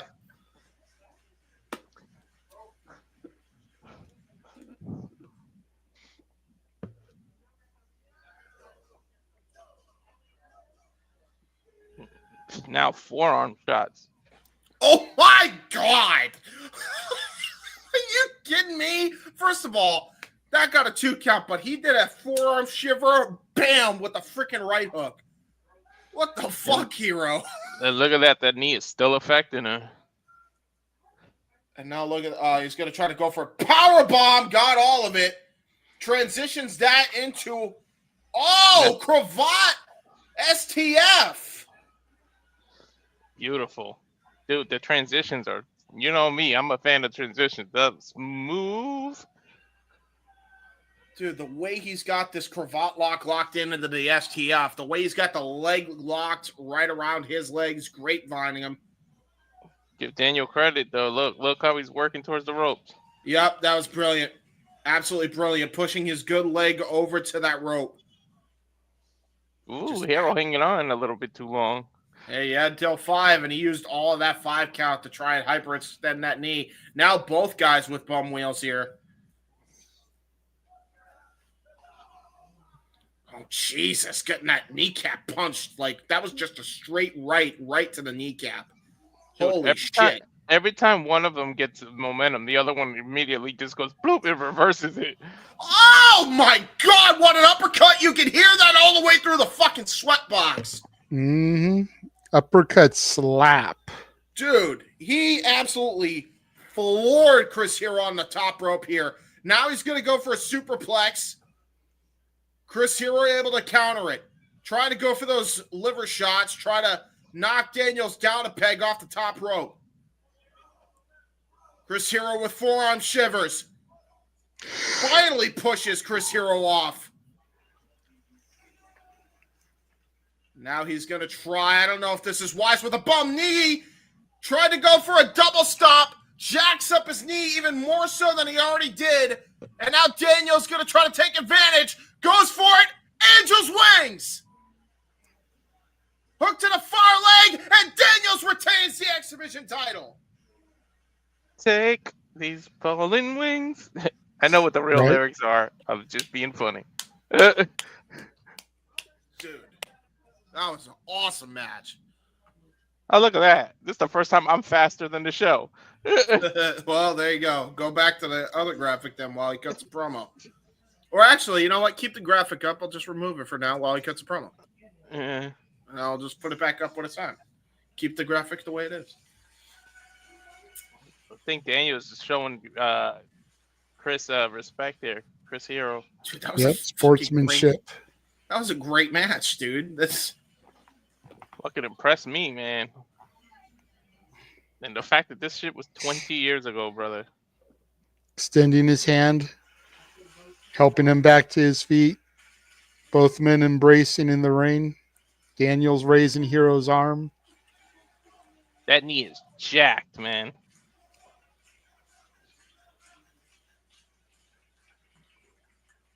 And a shake of the hand. Daniels telling him take care of that knee. Yeah, both guys probably with bum legs. Hero definitely a little bit worse for wear than Daniels. I think he already look at Daniels how thick his knee pad was. I think he was already dealing with a knee issue. His is like way thicker if you look at his knee pad. Yeah, well, he was dealing with knee issues for years. Mm-hmm. Even during the height of the X Division, he always had knee problems. Yeah, the X Division matches didn't make him any better. Nope. No, they did not. Especially that one where he damn near died in 2009. And here we go. The man himself, Wonder Kid Johnny Storm. Again, shout out to Johnny Storm for posting these shows on his YouTube channel. That's how we're watching them. Yeah, and we're going to be checking him out, taking on Mr. Wrestling, Kevin Steen, now Owens. Yes, he will be taking on Randy Orton this year at WrestleMania. Already a WrestleMania main eventer with El Generico, now Sami Zayn.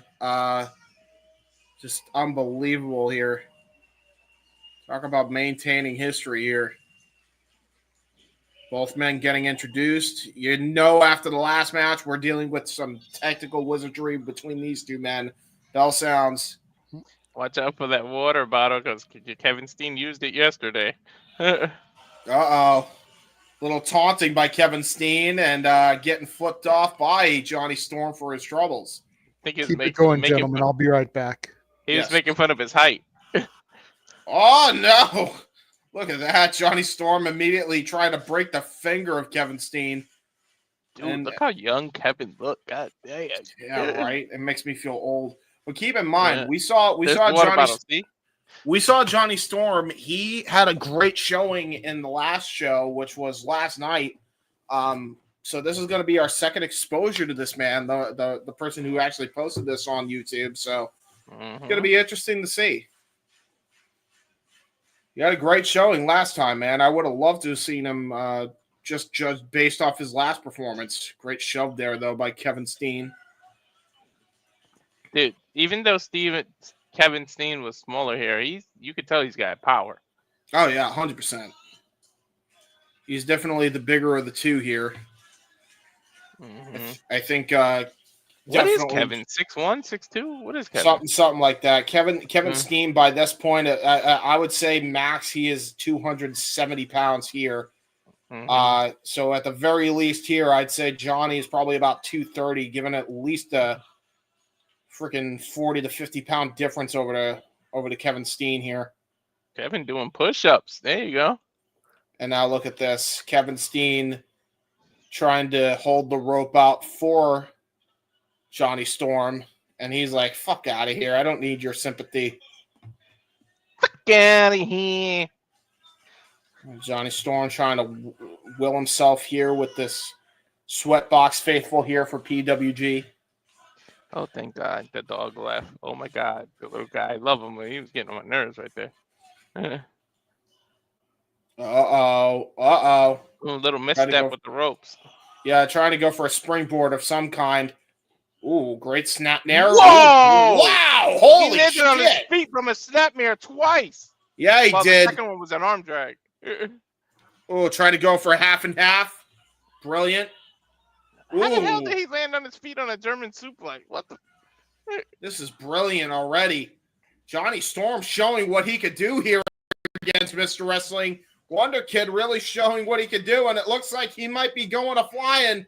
Dude, I didn't realize how athletic Storm was. Shit. Whoa! Johnny Storm with a trust fall springboard outside the ring onto the hardwood floor of the basketball courts here in the That was Sweatbox. scary because of how loose the rope was. He almost slipped. PWG chant here from the Sweatbox faithful. Dude, shout out to Storm, man. And thanks again for loading this and giving us the opportunity to do this. Yeah, seriously, man. We gotta reach out to Johnny Storm. I wonder if he has a Twitter. Crowd chanting one more time. The crowd wants him to do it one more time. It's like he's just putting his hands over his head. It's like, what the fuck is wrong with you people? What are you, nuts? Look at this now. Kevin Steen, like a bull who's seeing red, trying to charge out his opposition. Oh! And he kicked him in the butt cheek. Yes, he did. He kicked him right in the ass to Kevin Steen.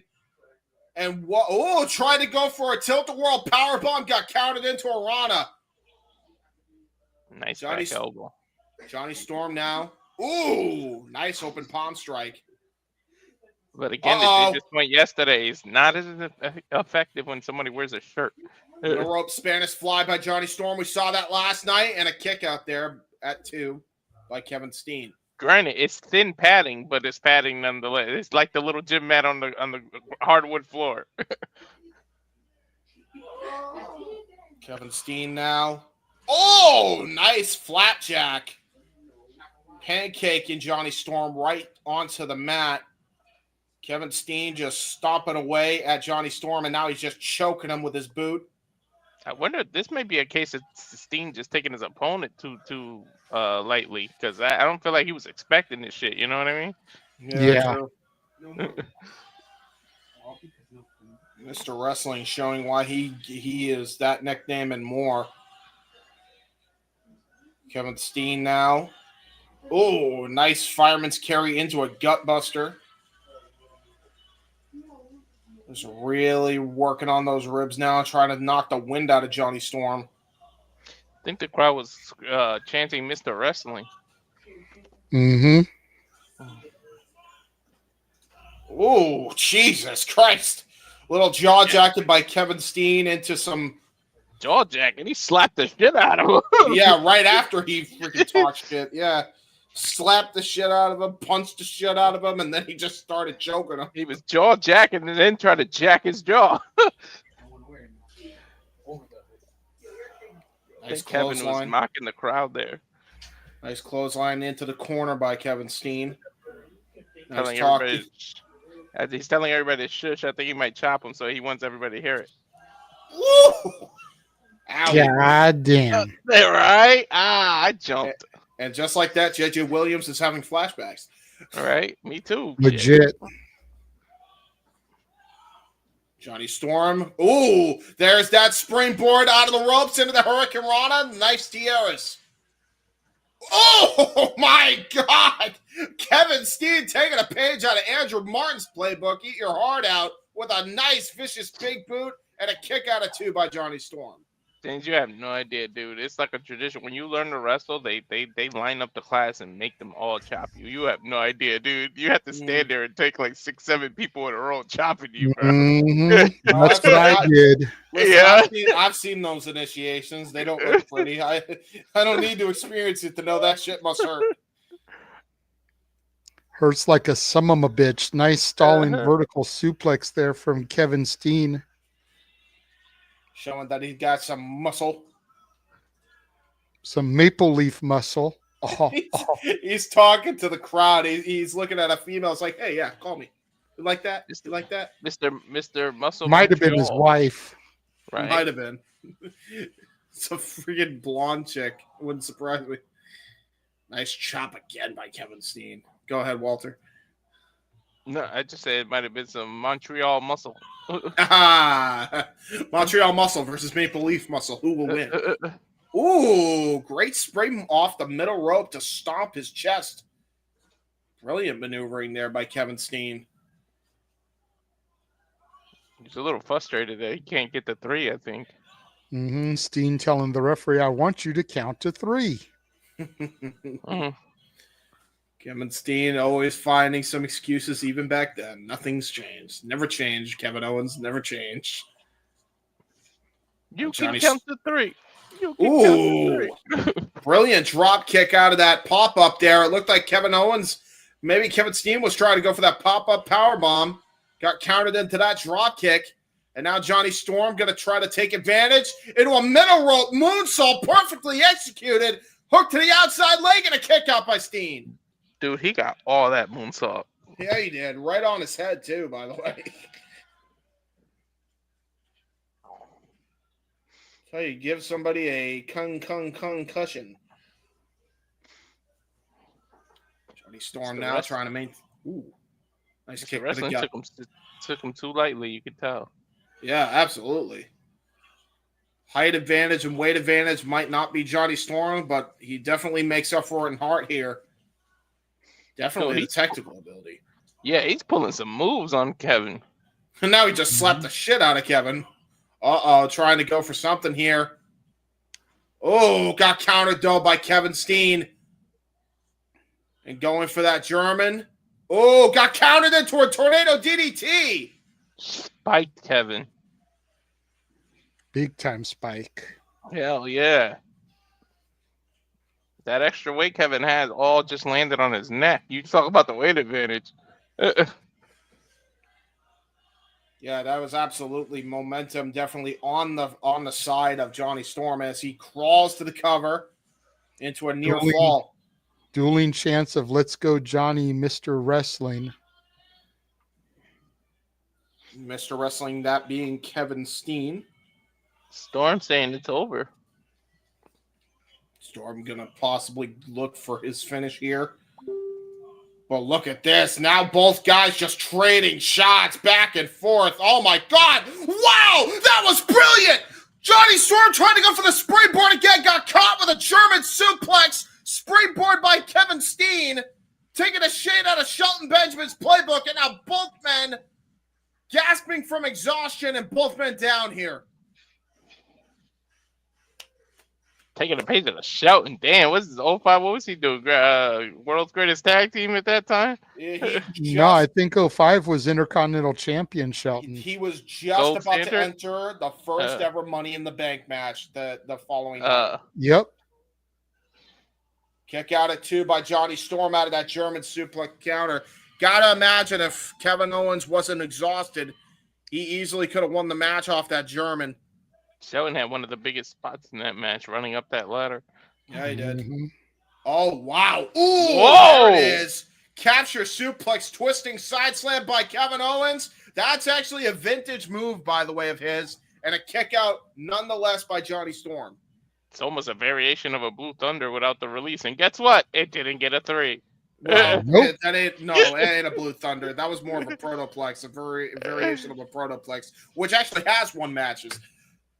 Hi, John Cena. How you doing? Kevin Owens now. Oh, Michinoku driver. Brutal.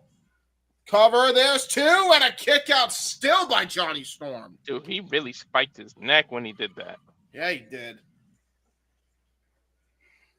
Damn, man. I need a DeLorean. I want to go back in time for this shit. Like, yeah, dude, literal. Got some real workhorses here. Now Kevin Steen looks like he's going to try to go for a stalling suplex from the apron position. Oh, stunner. Stunner by Kevin Owens onto the rope. Oh, Jesus. What the hell? Oh, okay. I thought he was about to go for a dive here. Oh, He is. Jesus. No way. Oh, got pulled off the apron here. He got jerked off, as he would say, off the apron God in damn a it, suicide dive into a DDT on the hardwood floor. That was God poor damn choice it, of words, James. James. I'm just saying, that's what JR would say. Dude, He that got was a- yanked off the apron. You could have said it any other way. You really had to say he got jerked off. He did get jerked off. Yes, he did. It's a JRism, okay? Damn, look at the way he landed. Yeah, that was brutal, by the way. By the way, I think Kevin Owens may have hit a souvenir cup while he got DDT'd. I'm not positive on that. Don't quote me, but he definitely hit that floor as hard as he could. Bro, he's dangling one leg on a chair right now, or was. Yeah, Steen is definitely in a bad way. Storm going for a cover and a kick out by Kevin.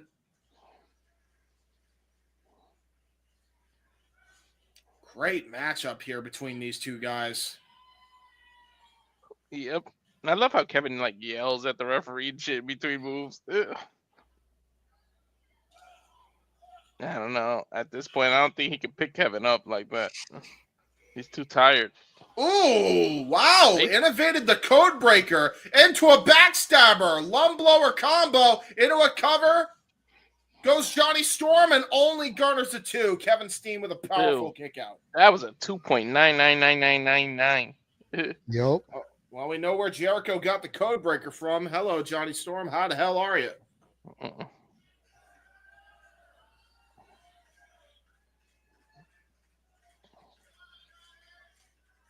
Now Johnny Storm going to climb the top rope, scaling the air here. What's he going to look for here? Oh, tried to go for a Hurricane Rana, got caught by Kevin Owens. The power into a set-out powerbomb. Cover, and that was a 2.9. I thought that was it for Kevin Steen. You got to be kidding me. He needs to pop up to win. Oh wait, that's the present, Kevin. Well, he tried to go for a pop-up of some kind. I was just saying.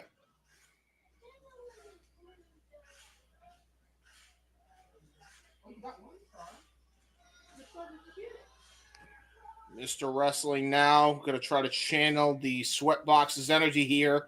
Looks like Kevin Steen going to try to go for that moonsault. But Johnny Storm able to make his way up. Club to the back of Steen's spine. What the hell does he have planned here? Almost looks like he may be looking for a poison Rana. Connects with it. He got all of it. Great call, JJ. You called it. Wow. 300, 350 in the Sweatbox chanting, holy shit. No shit, huh? So would I. He face planted Kevin Steen. Holy shit. How that isn't a 3 after all the shit they've done to each other, I have no idea.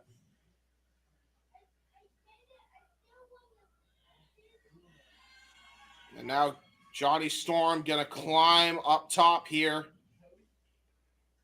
Going to try to finish it off here. Oh, referee getting pushed on to the top rope for Kevin Steen to hook him up for the package. Pile driver connects. Got all of it. It's done. It's over. Got a couple of revolutions there before spiking him as well. A lot of dizziness before dropping the package pile driver. Dude, Johnny Storm should have been something after the matches I've seen with him. I don't understand that. Now we got a tag team title match as Arrogance defends their belts against the team of the future, Chris Sabin and Frankie Kazarian. Hey, you might want to switch it. Walter, you get switched to graphic. Thank you. Petey Williams out there at ringside with them. Joey Ryan out there at ringside with his brethren. Of course, Joey and Petey fought earlier the evening.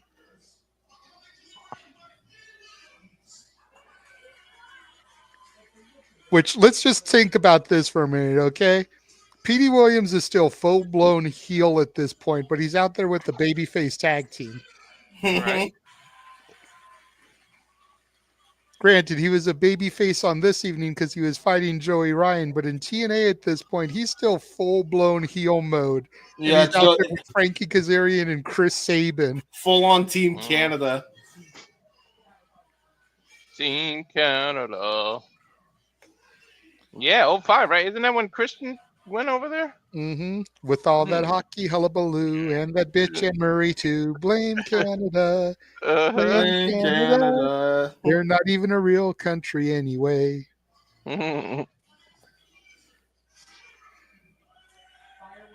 Accompanied by Joey Ryan, Scott Lost, and Chris Bosch. Very not PG. The crowd chanting an F word that is a sexual slur at Joey Ryan. Oh my God. Well, 2005, to be baby. fair, he called someone a tard yesterday, didn't he? So, like, There's a little bit of a difference between calling someone tard boy and calling somebody I know. Well, just as insulting. I don't think there's a difference at all. Now, I feel like there's a slight difference. One's a pile of steel. One's a... Uh-oh, Chris Bosch back on the microphone. Photogenic Chris Bosch.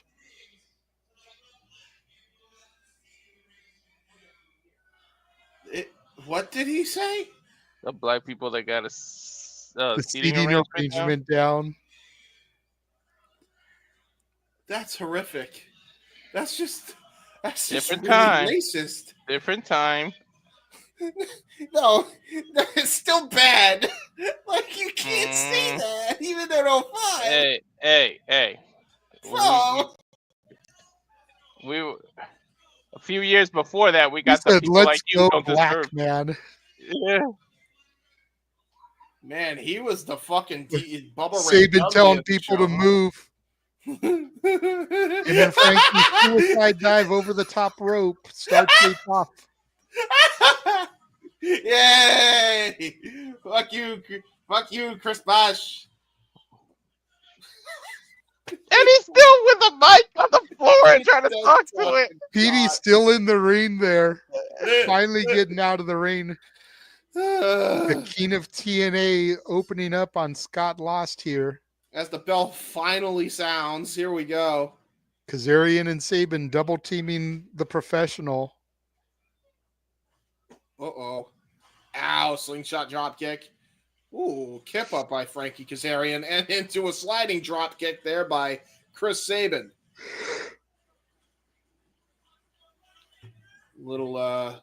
I could be wrong, but I think this is the only time these two ever teamed together. Yeah, right, probably. And you would think they would have, like, way before in TNA. Well, no, because again, I think at this point in TNA, Frankie Kazarian was doing shit with Michael Shane and Tracy Brooks. Yeah, true. So he was technically heel in TNA also, I think. Cover there by Chris Sabin only garners a 2 count. I always wanted to see in PWG Frankie Kazarian booked with a mystery partner against Christopher Daniels with a mystery partner and have it be like Kazarian and Shane versus Daniels and Skipper. Yeah, that would have been cool. I mean, right here, Christopher Daniels and Frankie Kazarian both showed that they have been tag team experts. Christopher Daniels would go on to form the team of Bad Influence, then later would be called The Addiction, then later SoCal Uncensored with Christopher Daniels. While Chris Sabin, we touched on yesterday, would be a part of the Motor City Machine Guns. Hey, that's illegal tag! Why is Petey Williams going after Chris Lost when he is not the legal man? He's not dressed to compete. I think the ref just caught him. Referee just caught him, and now what the fuck is going on? Okay. Kazarian with a pin attempt on Scott Lost only gets a 2 count. I see. Babyface Kazarian too. I love how Scott Lost is wrestling with the All-Star Weekend shirt on. He hasn't even taken his shirt off to get into his singlet yet. Oh, here we go. Kazarian taking the shirt off for him. Yay! God damn, that knife edge chop. Yeah, that was a knife edge and a half. Tag to Sabin. Tag back in. Ooh, nice karate chop right to the head there. Mm-hmm.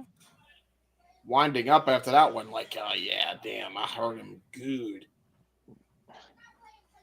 Yeah, Trying that to go dude for- better move. Uh-oh. Joey Ryan getting himself involved. Tripping up the leg of Chris Sabin and a nice drop kick by Scott Lost. Tag into Chris Bosch now, the trash talker of the group. Or maybe just the trash. Absolutely the trash. I mean, he is definitely the Bubba Ray Dudley of the PWG people Yeah. here. His promo was pretty much that there's a girl in the crowd. Mhm. Ooh, good countering. Good counter pinning there. Ooh, clothesline backbreaker by Chris Bosch. Are you kidding me? Nice fist drop, too, to add insult to injury. Hooks the leg for a 2 count. Dude, again, a move I have not seen anybody do nowadays. Damn. Dude, Rick how Knox, you the all- official for the contest, so you got to make sure there's no shady referee in there. We know how Rick Knox do. Yeah, exactly. What were you going to say there, Walter? I said, how are we on our co-main event already? Shit. Yeah, right? It's One crazy. less match tonight than there was last night. Last night there were 9. This time there was only 8. Dude, that clothesline backbreaker that Chris Bosch did was awesome. Tag the Scott Lost now. Seems to be the theme of the 2 nights is you just see moves that you have not seen anybody do in the history of wrestling now. Like and it's a real shame. There's that launching torpedo, Long dart. the lawn dart torpedo into the corner. I mean, Charles, if there's a demand, we'll talk about it. But we don't need the YouTube. We got TNA Plus. We can watch any of their old stuff. Well, but if the fans want to watch along and they don't have TNA Plus, I think that's where he's coming from there. But Yeah. it all comes down to supply and demand, though, Charles. To Walter's point, we've got to get the views, the clicks, and not to sound greedy, but the super chat donations. Ooh. You know, Mhm. we do this for all aspects of it. Right now, we've only got 4 people watching. That's not exactly a great turnout. No. I That get was a- tonight was AEW Dynamite, the go home to Dynasty, but Dynamite's off the air now and doesn't even start for the West Coast for another 5 minutes, and we've still only got 4 people. By the way, great fisherman suplex. There's that drop toe hold into the knee breaker by Scott Lost and Chris Bosch. So as long as we get the supply, the demand, and the support, then we will do it. This event just happened to be important to me because night 1 was my first PWG show 20 years to the day from yesterday. And it's like I said yesterday, it was the show where I met Jeff Meacham. And you think about what that chance meeting did and what spawned off of it. You know, Casa D18 Studios, Dad's on Wrestling, the Jeff Meacham multiverse of media to the Simply Reliable Studios. All because of that one meeting 20 years ago. Ooh, wow. At the right time. Jaw jack there by Scott Lost. Got countered into the catatonic backbreaker there by Chris Sabin. Finally getting himself a breather from the PWG Tag Team Champions. Sabin desperate for a tag to the future Frankie Kazarian. Scott Lost desperately needs to get to his corner as well to get to photogenic Chris Bosch. Go ahead, Walter. No, I was just gonna say that backdrop was like the upper part of his back. Like that could have really went wrong. Yeah, right. Tag Now to Kazarian, tag to Bosch. And now Frankie Kazarian, like a house on fire, taking out the tag team champion single-handedly. Jesus, just tossing him into the middle turnbuckle. Scott Lost in the world of trouble. Chris Bosch gets a neck breaker for his troubles. There's a running neck breaker by the future there.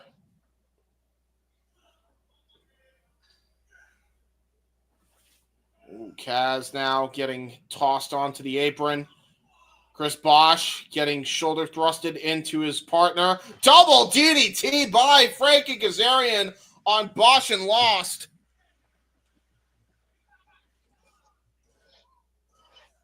Petey Williams Yes. showing his support there at ringside, slamming his hand on the mat along with the referee. Was that him screaming, kick out, kick out? No, Yeah, that was Frankie him. Kazarian was looking for the wave of the future there. Oh, no! Punch Walked through right the into a dick. lion cock dick punch there from Chris Bosch. That was horrific. And right into a Trouble in Paradise by Scott Scott Law. lost. Mm.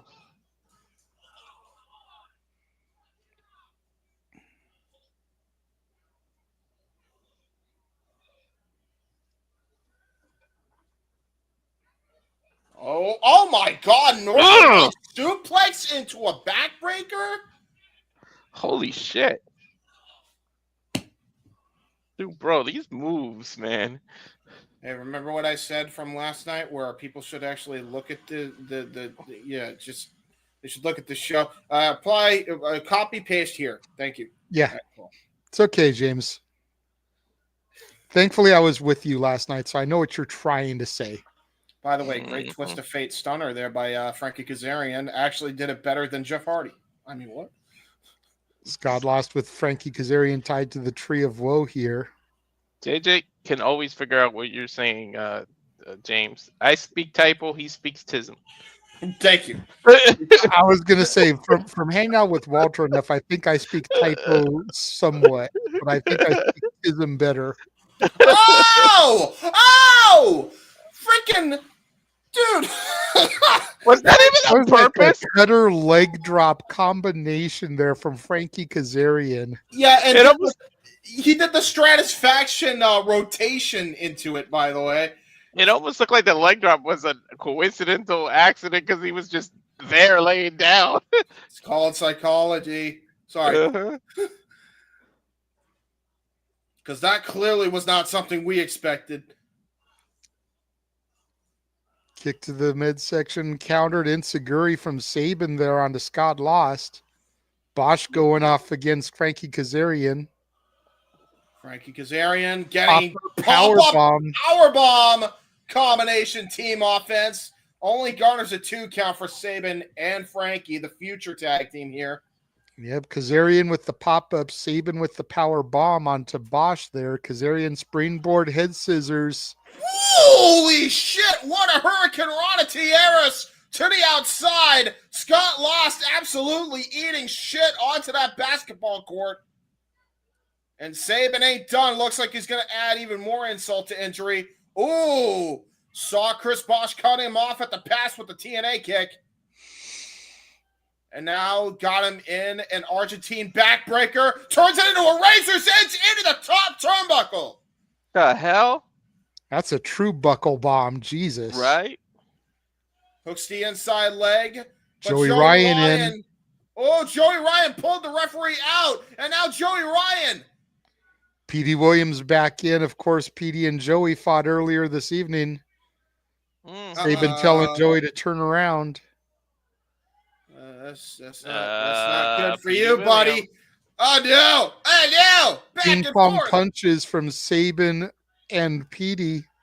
Cradle shot, Canadian Destroyer combination. Bang! Bang! Tilt. Brilliant. I think that might be it. That might be all she wrote. Referee now coming back into play. 2. Oh, no!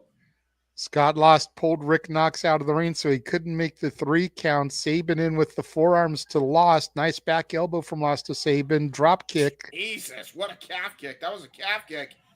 Oh, Wave of the Future. Wave of the Future got countered there by Scott Lost.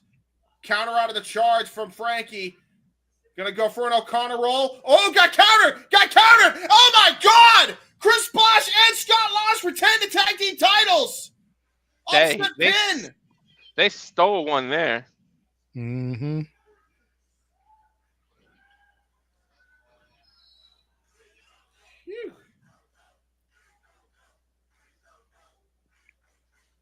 Oh, wow. This must have been their farewell, by the way, because look at the entire PWG crowd, entire PWG locker room emptying out here for them. Mm-hmm. This was Frankie Kazarian going to WWE. Was he? Oh, okay. Yeah. He went to WWE? When? In 2005. Remember, he spent about a month on Velocity, and then he left, went back to TNA. Triple H wanted him to cut his ponytail. He refused, and then they ended up using it as a storyline here in PWG. He did it on his own terms, but this was Frankie's last show before going to WWE, which is why the locker room's emptying out here, why the TNA and the SoCal talent are out here. So he was on the SmackDown Cruiserweight division then. Jesus, I did not for know about that. a month and a half. Like I said, he was on Velocity for every episode, pretty Triple H much there for like a wanted month. to be the only one with a ponytail. Shit.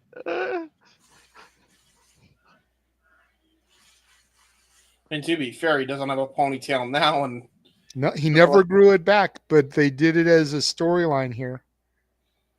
Triple H definitely should have done that. Joey Ryan now is They should trying to say some words to Frankie. They should do a crossover and bump into Triple H or bump into Kazarian and just say nice hair, just something throwback that only like us would get. You know what I mean? right.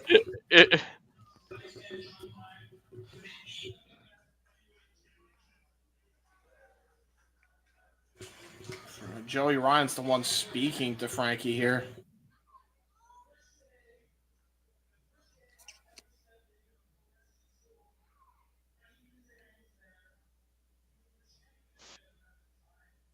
Joey saying the first time he ever stepped into a ring at a pro wrestling school, Kazarian was there in the EWF at the champion at the time.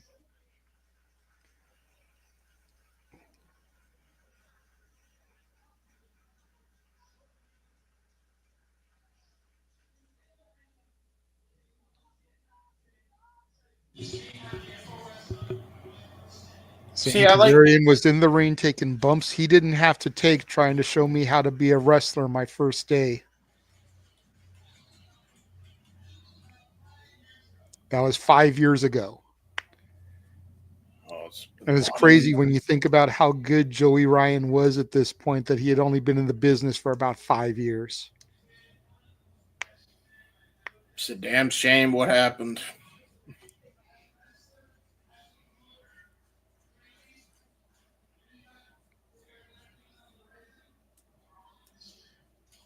Says, I know you're going to have bigger and better things on the horizon, but we're all going to miss you here. Well, words from Joey Ryan. The Fallen Angel wants the microphone now. There it is. His bad influence tag partner.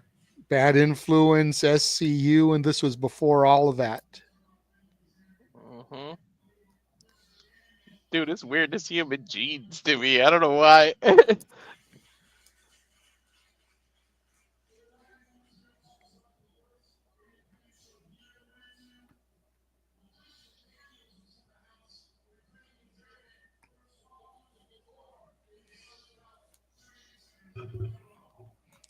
Christopher Daniels was in the house when Frankie Kazarian first walked through the doors in SoCal. Ultimate University. Frankie has earned everything that he ever got.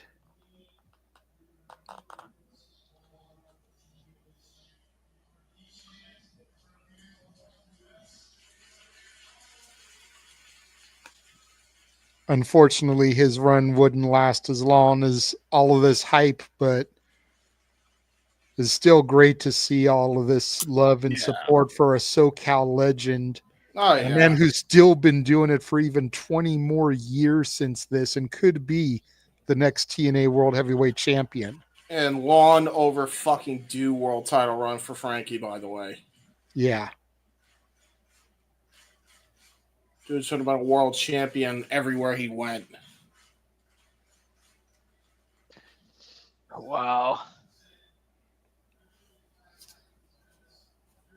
Truly a class act. Ring announcer John Ian now giving some words again. Rest in peace, John Ian, man. Dude was a fucking teddy bear. Yeah. I don't know. He gives off that vibe, even though it's on TV screen, but he does give Mhm. up that. I remember, Excalibur. man, not to take away from all of this, but the last time I ever went to a PWG show, I remember I was corresponding with John and told him how I really wanted to go, but I just didn't have transportation. He was like, "What's your address? I'll come pick you up." Mm, And he fucking came, got me, got Jeff, and fucking took us all there, brought us home. nice. Frankie was the first PWG champion. They're just Yep. saying, by the way. Yeah. He was the third one as well. He won the title, lost it to Adam Pierce, won it back.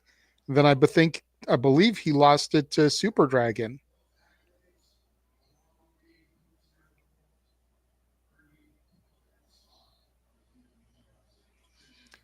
Those accolades, along with being the coolest man in the world, earn you a permanent spot on the PWG roster. Awesome.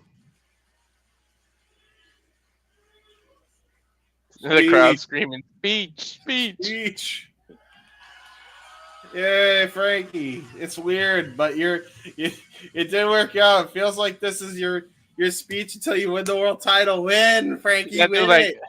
you gotta do those roosters that faint. Remember the old cartoons, JJ? Oh, Frankie. Mhm. Hey, whatever you do, Frankie, don't do what Christian Cage did. Thank you.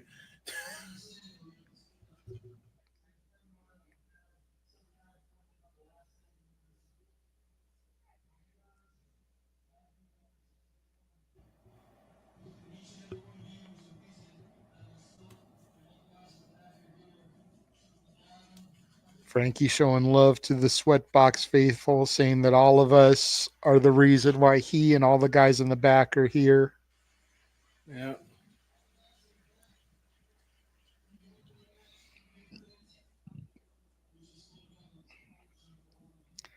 It's kind of funny to see how humble he is here, but then watch how arrogant he is every Thursday night. Yeah, right. He's so clean, squeaky clean baby face here. It's unbelievable.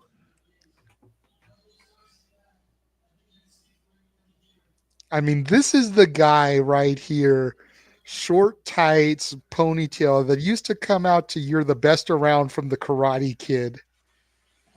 Like, that was his theme song here, was "You're the Best Around" from the Karate Kid. I miss hearing that shit through that Sweatbox so bad.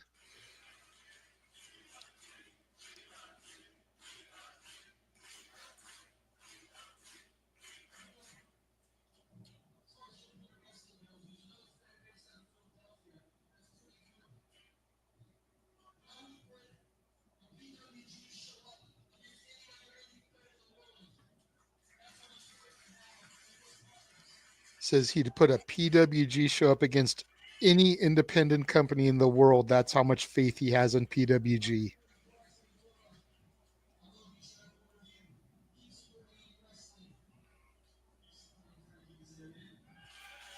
Keep supporting Frankie The fans, Kazarian how much he loves them, keep supporting independent wrestling, keep supporting Frankie Kazarian. because he said the future looks good. And here we go, the main event. The future is now and the future looks good. PWG championship match. Super Dragon defending against the phenomenal AJ Styles.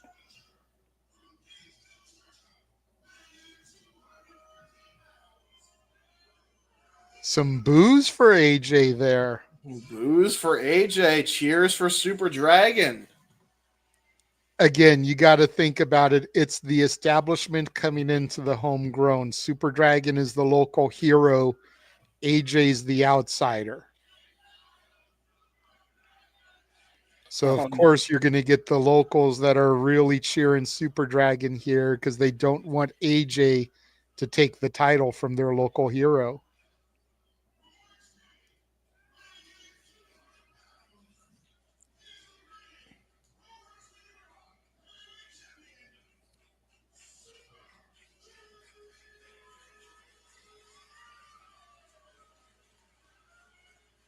Huge pop for Super Dragon. Some people standing, giving him a standing ovation. How did we never get an Ultimo Dragon versus Super Dragon match, by the way? Don't know. Like, that seems like a gimme, no? If Vince Russo stopped booking, because he would have booked the name of Dragon on a pole match on a contract. Whoever signs it can't use the name. Whoever the other gets person this can't use stuffy Super dragon, Dragon versus Ultimo Dragon versus the American Dragon. versus, right? versus any other name that has a dragon. Basically, here's a triple threat match between all the dragons, and whoever gets the stuffy dragon from Build-A-Bear Workshop off this pole wins. With Tag Ricky team, Steamboat as the referee. There you go. Ricky Steamboat. collar elbow tie up, center of the ring. Listen, PWG Championship on the line. Styles back Super Dragon in the corner here. oh yeah, I gotta do my thingy, don't I? You've already started. Here we go. Except you're late, bro. The bell rang. We're already like going here. Yeah, well, We're like 2 minutes into the match. I trip up there by AJ Styles, side headlock, Super Dragon with the legs, bridging AJ Styles there. AJ with Whoa. a kip up. AJ showing why he is still simply phenomenal.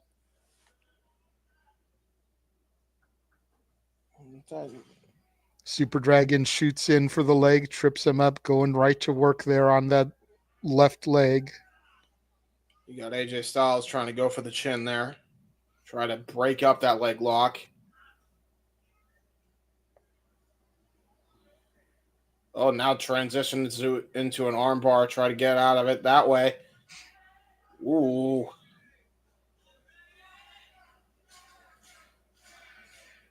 AJ, oh, look at that. Oh, look at that pinning combination by AJ. Brilliant. Both guys trying to stretch each other out here. AJ Styles back up to a vertical base, transitions into the waist lock of his own. Standing switch by Super Dragon. Both men definitely trying to reverse each other's grapples here. Ooh. Nice leg trip by Styles. Ooh, nice elbow straight to the side of the leg here. Keeping that leg grapevine here. Ooh, punch, rabbit punch right to the back of AJ's head. Damn. Nice use of the legs of Super Dragon there, trying to counter out. And trying to turn it into a cross arm breaker. AJ still keeping that grapevine, making sure he doesn't get the full extension in the arm. Transitions that into a leg lock into his own, and now trying to turn it into a regal stretch. That's a regal stretch there by AJ Styles. Now transitions that into a front face lock. Great smooth transition there, showing the sheer wrestling ability of AJ. Now the stand back to a vertical base goes Super Dragon, gets backed up into the corner by AJ, and a punch right to the gut by AJ Styles. Trying to go for a top rope maneuver here. Super Dragon turns it into a flip over tiaras. Now we're at a stalemate here.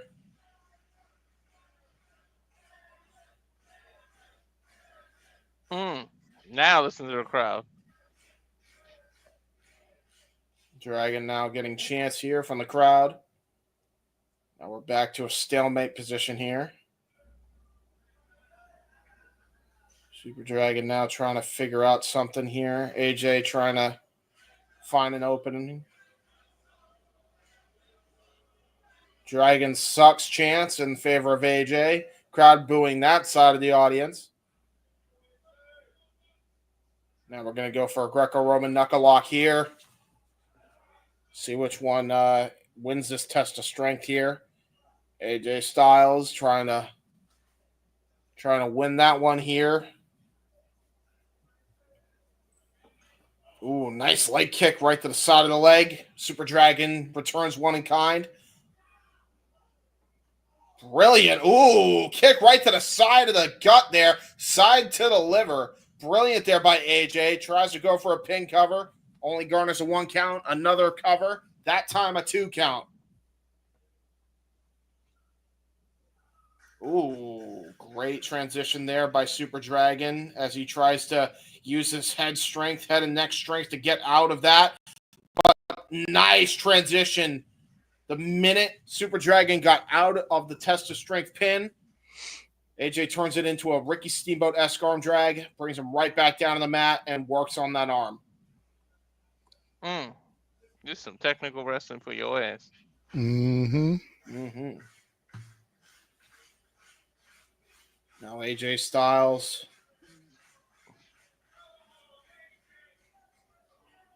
trying to keep maintaining hold of that arm. Super Dragon. Ooh, tried to go for a clothesline. Got countered with a nice arm drag. A slick arm drag by AJ Styles.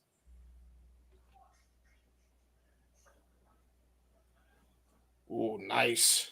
Nice drop down there by AJ. Ducking down. Super Dragon trying to stop himself from an attack from AJ Styles, but it do not matter as AJ was able to hit that drop kick anyway. Right to the mush of Dragon. And now AJ Styles with a nice tope con hilo right over the ring into the crowd.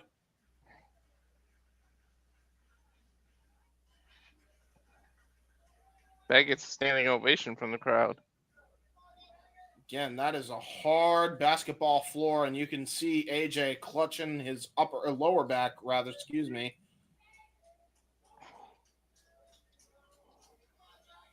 Now AJ Styles going to bring Super Dragon back into the ring, the current PWG champion in trouble here.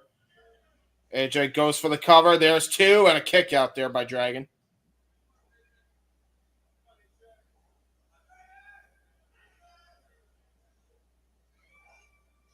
AJ Styles absolutely trying to win him his first championship here at this point in time.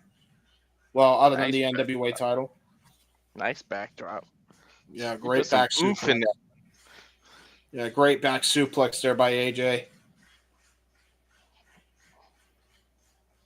AJ Styles with a nice scoop and a slam. Gonna go for that elevating knee drop. Dude, I don't even think AJ had his kids yet because I don't see the tattoos on his rib. Nope. And a great double knee drop by AJ. Only garners a 2 count again against Dragon. By the way, his last tattoo, he got right up the street from me. Like right around the corner of this tattoo shop right here. Oh, shit. There you go. And they filmed it for that Cody, that show that they were doing on the WWE Network. Nice. Jesus, look at that. Look at those punches by both guys. Oh my fucking God! What an enziguri! And that just knocked Super Dragon out in the next week. Probably gonna have to sip soup from a straw for that. You know, the bad thing is because, I did AJ Styles tattoo. That guy's price skyrocketed. My wife was going to go get a tattoo over there, saw his prices, walked out. I don't blame you. Come the fuck up. Only garners a 2 out of the lateral press despite that vicious enziguri by AJ. AJ now on a roll here. Going to try to go for a suplex here, it looks like. Super Dragon counters. Yeah, Super Dragon drop into a knee, try to lower the center of gravity to try and do a standing switch onto AJ. AJ trying to break the hands. Yep. Nice 2 count. Try to go for the O'Connor roll. Oh, AJ transitions into a Muda lock. That was freaking beautiful. Brilliant submission wrestling. Oh, great break of the vice grip there over the chin lock. Oh, but AJ immediately back into a chin lock there as he still has the legs grapevine to Super Dragon. And now it's almost like he's got a Muda lock Dragon sleeper variation.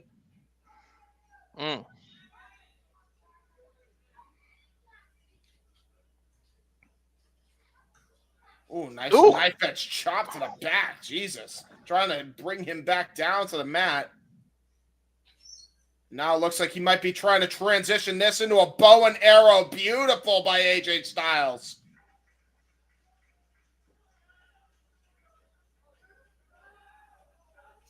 And you'll notice there's a single knee over the spine, not the double knees that time, just to add more torque to the spine as he lets him drop and fall to the bottom rope.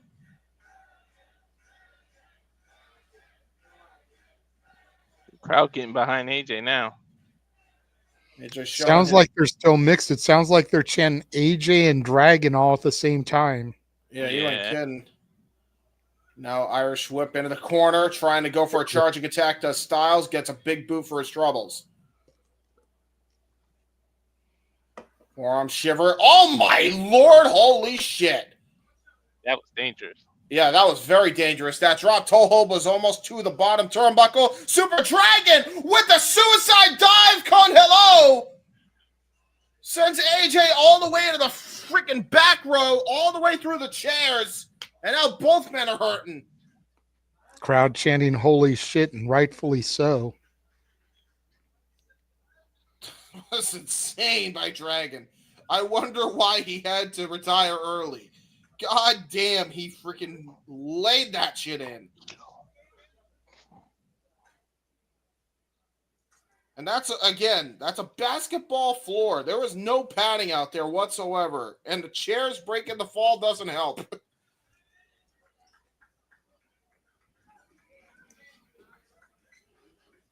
AJ Styles getting chucked back into the ring. Super Dragon now going to try to capitalize on this. There's two and a kick out. PWG champion now back in firm control.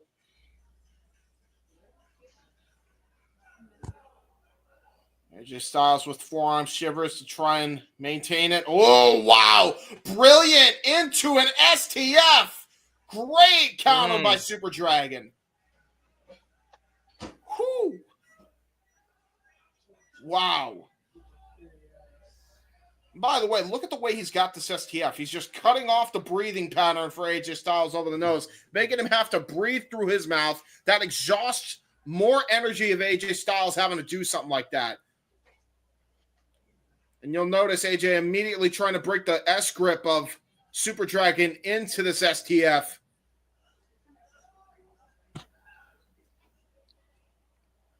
And now look at this. AJ trying to crawl desperately to that rope. Ooh, Headbutts by Super Dragon. Yeah, that's brutal. Dude, I don't see too many headbutts to the back of somebody else's head. You'll hurt your own head. Yeah, exactly. AJ able to finally get to the bottom rope. Well, at least AJ isn't Samoan, so I mean, it's safe, I guess. Yeah, right. And now look at this. Now Super Dragon brings him to the center of the ring. Uh-oh. Looking for that curb stomp. That's not going to be good for AJ. Dude, I need somebody to bring back this version of a stunt. Jesus Christ.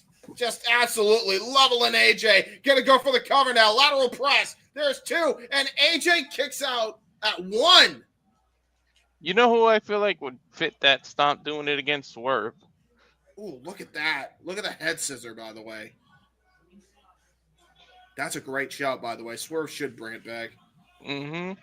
Crowd chanting, fuck him up, Dragon, fuck him up.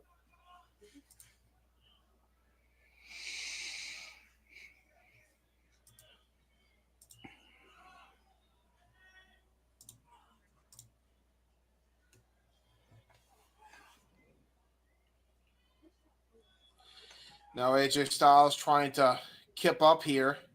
Definitely, Charles.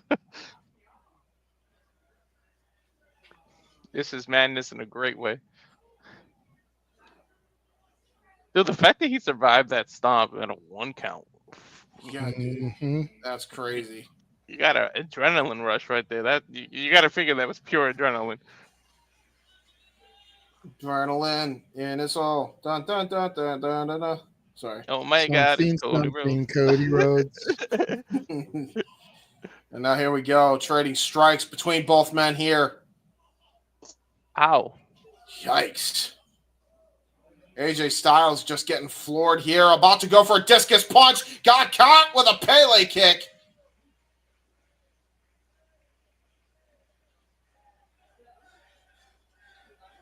Whew. This is a main event, folks. We're in crunch time now. Both men getting counted down here.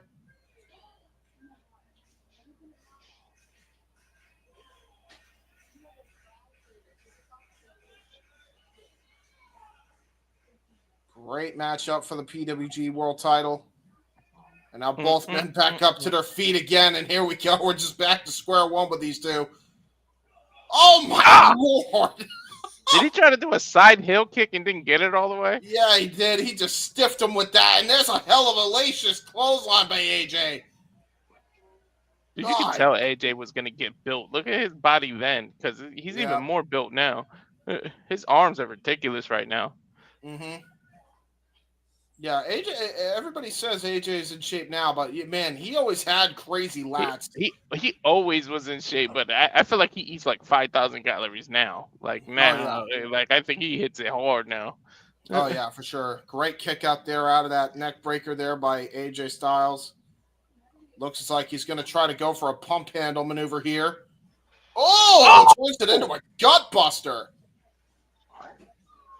Dude, I don't think I've ever seen a pump handle gut buster. What the? It exists, but it's been a long time since I've seen that variation of it. Dude, that could be a finisher. Yeah, it could. No, I don't know. There's no such thing as finishers in 2025. This is accurate. This is very accurate.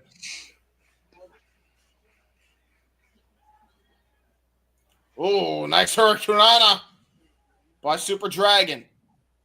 Nice running tornado satellite DDT and transitions it into a butterfly lock. Brilliant by Super Dragon. Dude, oh my god. And AJ's not tall to reach the leg with his ropes, man. Reach the ropes with his legs. Damn, I spoke backwards. He basically had to get to the rope just to break the hold. I don't know how he was able to reach it with his arm tied up in a butterfly lock. That was so good, by the way. Again, I've seen those two moves. Never have I seen that transition like that before. Somebody should bring that back. Super Dragon now. AJ into the corner. Knife edge chops. Right slugging shot combinations. Sends him into the other corner. Tries to go for a charging attack. AJ dodges. AJ able to dodge out of the way. Goes for the flipping DDT. Got countered. And that's the Super one you Dragon! said AJ can't hit anymore, right? Yes. One of them, yeah. That and the spiral tap. Yeah, Super Dragon tried to go for the Dragon Driver. Got countered into a front drop kick by AJ. Whew. This is a match. Uh-oh, and here we go. No. Is AJ not doing the flipping Scorpion Death Drop no more? Nah, he hasn't done it in a long time that I've seen. I don't know. Damn. Well, there's a phenomenal forearm. We've seen AJ do that in the past from the top rope. Tries to go for a cover and a kick out. I mean, maybe he'll bust it out of WrestleMania. Who knows that? But like to JJ's idea, I like to see Logan busted on him, like as a hey, you're not athletic like me anymore. A little slap into the face. Yeah, you ain't kidding. By the way, I know you don't really like Logan, but I like his new move. It fucking fits him, and he hits it beautifully. Yeah, he does. AJ going for a backslide. Super Dragon counters. Elbows to the face of Super Dragon. Oh, Dragon suplex. There's that pin. Oh, transitions it into a possible Tiger suplex. Oh. Great kick up by AJ. Great double suplex. First a Dragon suplex, then the Tiger suplex by Dragon. And how long has it been since I've seen somebody suplex chain like that? Since Chris Benoit and Kurt Angle, really, they used to chain suplex all the time. Yeah, but that was Germans, man. I'm talking like Tigers and it might have honestly been Ultimo Dragon. Oh, nice corkscrew body press. Tried to go for the Sky Twister, got countered. Discus Lariat by AJ Styles. And that ends the match. AJ Styles is the new PWG World Champion. Wow, he got it with the discus clothesline. I was going to say it could be Daniel Bryan. He does chain stuff like that. That's true. In ROH. You probably saw it in ROH. Yeah, very accurate. That does it. Wow. Now we're at the post-match promos. Yep. Setting up the next show so we can cut it at this point. as far as the feed goes. Very good. Very Yeah, good show. nice, good show. Damn, he got it with a discus clothesline, not even a style clash. All right, man. If Brody Lee can hit that and finish off matches, so can AJ at that time. AJ freaking leveled him with that, by the way. That was awesome. Again, JJ, thanks for the idea. Thanks for having me as part of it. Like Yeah. this is freaking awesome. It just takes me back, man. This is our DeLorean right here. YouTube and things we can go back in time and watch that old shit. You gotta love it. That's the good thing about the era we live in. There's a lot Yeah, of negative, but the definitely. good thing is stuff like this.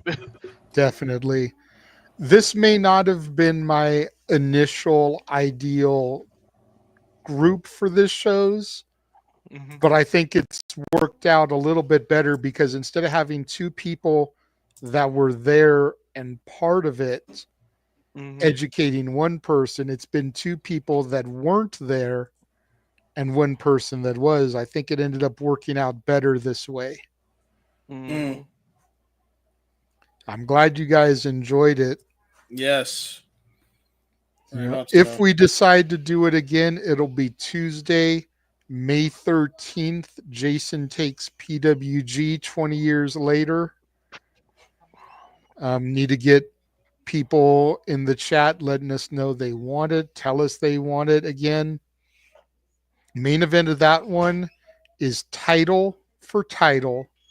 X Division Championship versus PWG Championship. AJ Styles versus Christopher Daniels. Mm. Dude, they've had some bangers. And I already gave this one away yesterday, but it goes to a 60-minute time limit draw. Mhm. So you just imagine those two for an hour in that little gymnasium, 350 people, nicknamed a sweatbox for a reason, going at it the way they do for an hour long. Might as well say you were in a sauna for an hour. Jesus. And I am all over that show, especially the main event. So good, AJ man. and Daniels come out there, and mainly Daniels, but he gets right up in the face of the dude that I went to the show with. So you see me on camera as Christopher Daniels is like jaw jacking this dude.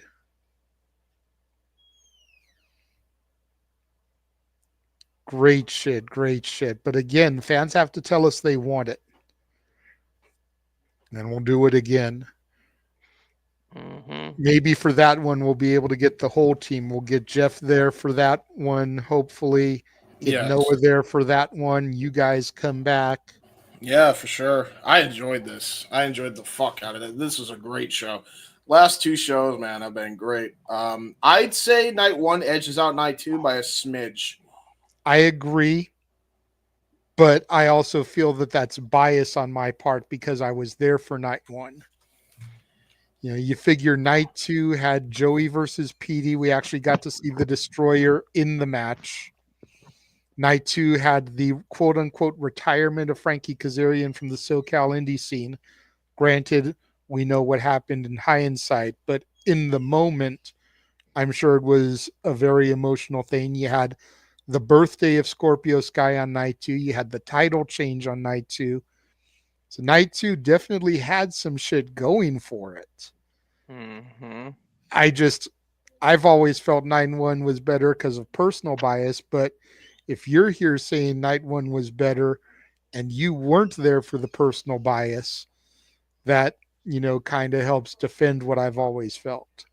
Especially because you need night one to set up night two. So Yeah. But night two should be the culmination of night one. Night one Mhm. ends you on the cliffhanger. Night two should be that bring you over the top, take it home. Yeah.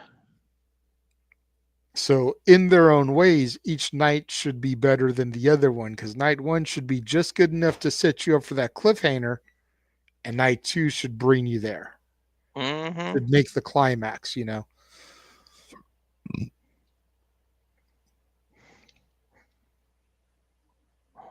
But yeah, We appreciate you, Charles. We appreciate you being here, riding with us both nights. Yes. We appreciate that you want to see the next one. Hopefully we can find it. Spread the word It's for on other people It's doing on it. YouTube. I have found the next one, Jason Takes PWG, in its entirety on YouTube. There you Not go. the same YouTube channel, because Johnny Storm wasn't on it, so it's not on his channel, but I have found it in its entirety. Awesome. It's just a matter of the supply and the demand. Amen. And if, like I said, if people want to see it, we'll do it. But if we don't get the love, the support, the demand, no point in doing it. Yeah, Definitely need the interactions on this one. Share it, comment. That does stuff with the algorithm. Subscribe. Exactly. That's the Yep. key, is the algorithm. Yes. Yes, folks. Whew. So, I think that just about wraps everything up. No? Yes, sir. Woo-wee. We did it. All right. So I guess we start plugins. Yes. You did Sure. see the private chat, right, James? I did, yes. Okay. Just making sure. So, James, tell everybody where they can find you. And you can find me on the YouTube and Twitter at JameSon95 and on Facebook at JC I'm really cool and done things on the internet. There you go.